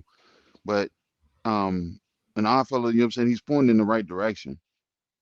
The way MVP has put all their eggs in the basket behind women's boxing, I think they can, you know what I'm saying, bet on the house and do it again with heavyweight boxing. But at the same time, us as America, we got to do our part and start producing able bodies. You know what I'm saying? So when people are out on doing scouting or recruitment duties, they can find these kind of guys, whether they're in a bar room, they're a hidden gym in the boxing gym that's giving everybody problems, or that may have had knockouts of the year or nominated for things like that. We got a guy like that, but you know what I'm saying? He's currently trying to get into Zuffa now. I don't think it should be a hard task, but Stephen Big Shot Shaw should be, you know what I'm saying, touching base back with me or our fellas in the near future to letting us know that whether he signed that paperwork or not. But he could potentially, you know what I'm saying, have something. But we need the culture, and we got the machines here.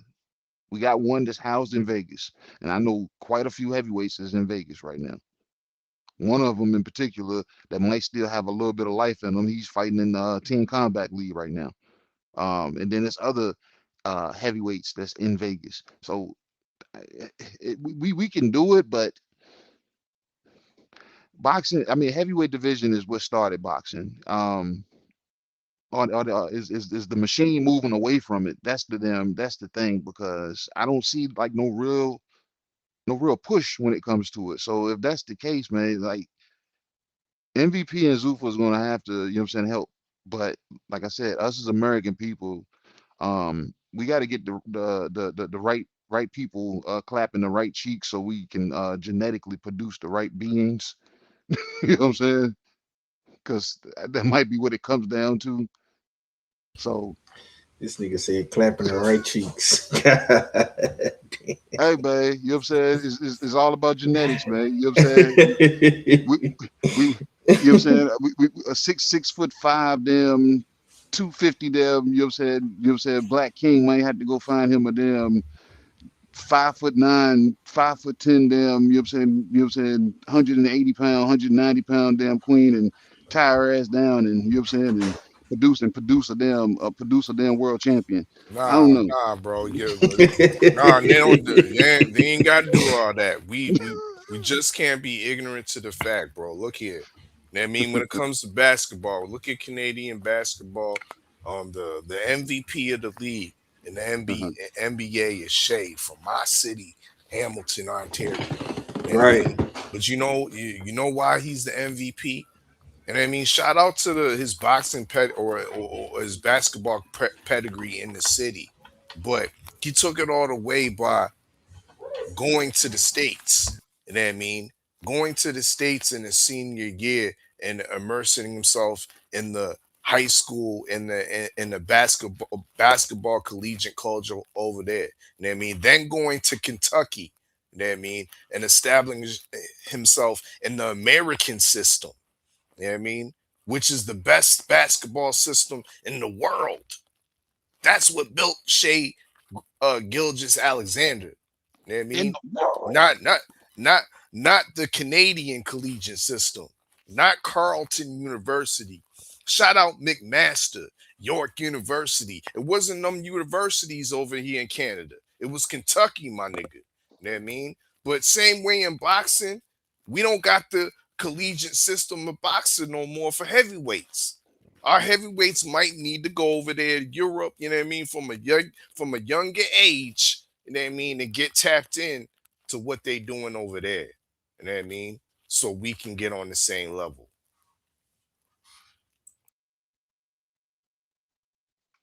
And for me, bro, we need to work on the culture, man, because we getting mollywopped out here in these streets, man, especially with the heavyweights, man.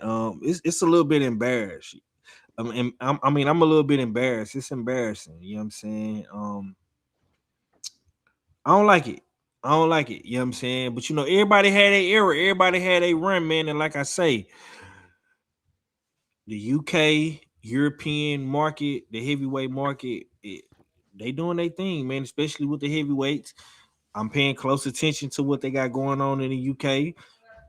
5 UK World Champions, Jack Catterall. Got the Reggie belt that makes 6. You know what I'm saying? So we're gonna see how this shit play out, man. But we definitely need to change the culture.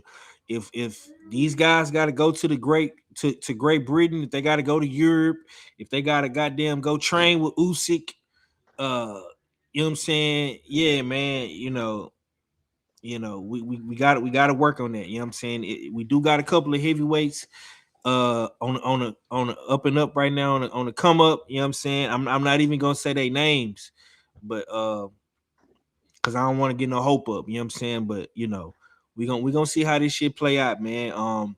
Great weekend of boxing. It's going down next week. O'Shaquie Foster and Raymond Ford in Houston. You know what I'm saying? So y'all be on the lookout for that. You know what I'm saying? We're gonna be talking about that this week coming up, you know what I'm saying? And yeah, man, you know what I'm saying? May has been probably one of the best months thus far in boxing, you know what I'm saying? So, we definitely gonna piggyback a little bit off what we've been missing and what we didn't talk about in the month of May. You know what I'm saying? We definitely gotta, give May its flowers, you know what I'm saying? Because the summertime is producing a lot of heat in the boxing realm, man. But with that being said, KG, man, let me get your last words, bro, so we can get up out of here.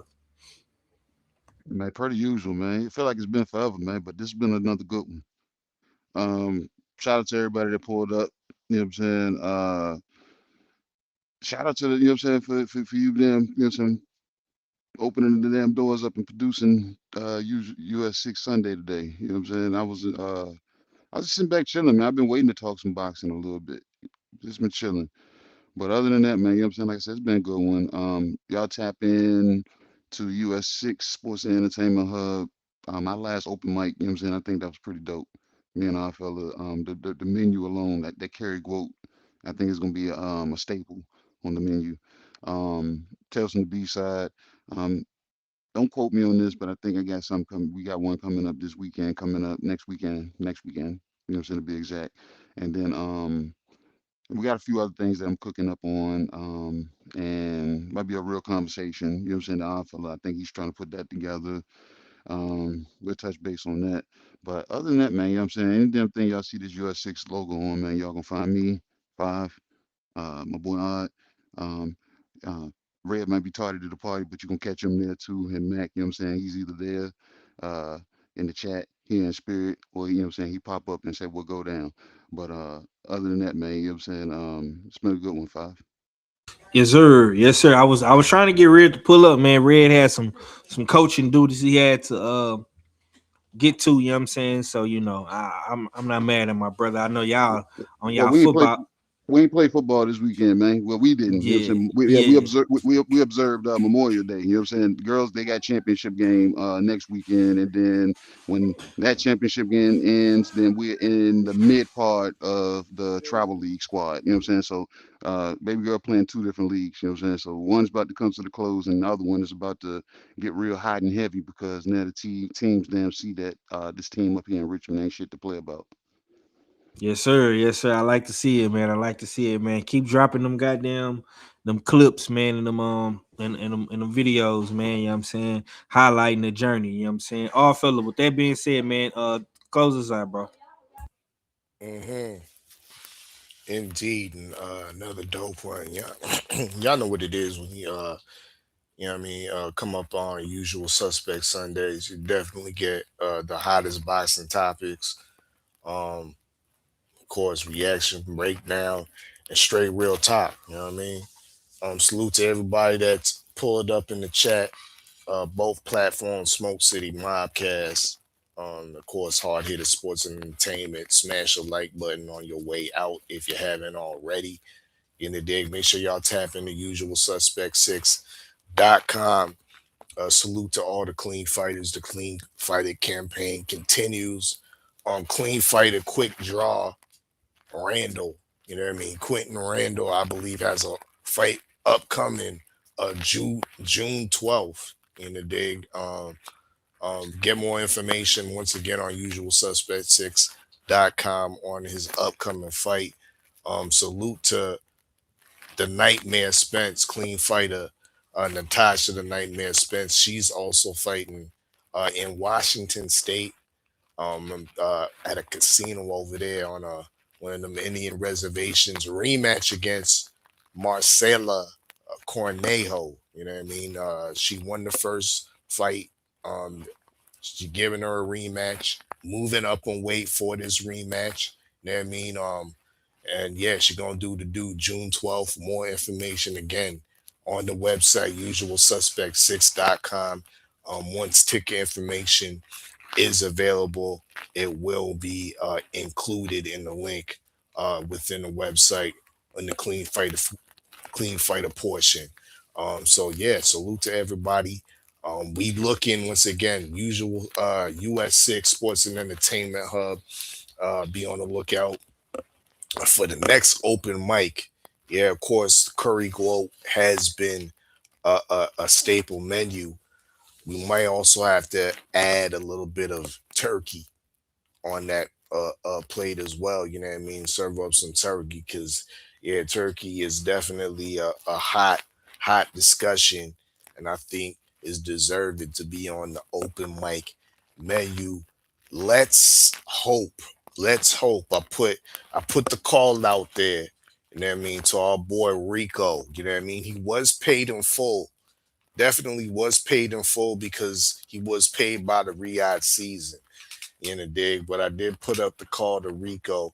Hopefully we can get him on Tales from the B side. You know what I mean? So everybody up in the chat, you know what I mean? Hit up the US6 on IG posts that we did for Rico robbery by the pyramids, and let them know, you know what I mean, you need to be on Tales from the B side. You know what I mean? Go to his page on Instagram, you know what I mean, and let them know that you need to be on Tales from the B side on the US6 Sports and Entertainment Hub. You know what I mean? To reiterate, and that's how it is. It's your favorite, yet your most hated odd fella. Salute to the usual suspects. Salute to Hard Hitter Sports and Entertainment. And I'm Gizon. Yes, sir. On that note, man, we're gonna get up out of here, man. I hope everybody have a great Memorial Day. If you celebrate it, man. If you don't celebrate it, man, you got the day off, man. You know, just enjoy it. You know, hit the gym. You know what I'm saying? Get you some good rest in, man. Eat you some good food, whatever you like, man, and just chill out. You know what I'm saying? Don't be drinking and driving, man. You know what I'm saying? Be careful out there on them roads. You know, people get real crazy. You know what I'm saying? On these national holidays, man. So stay out the way, be careful, man, and enjoy your Sunday fun day. Enjoy your Memorial Day, man. You're gonna be seeing me like back in with the content. You know, I've been having a lot of ish going on, you know what I'm saying, with the fam and whatnot, man. But we back. And yeah, man, we're gonna end our May with a bang. And it's going down next week in H-Town on the South Side. And it's just like that, man. 503 Hard Hitter Sports and Entertainment, man. Texas is forever on my back in the straight like that. US6, man. We out. Peace.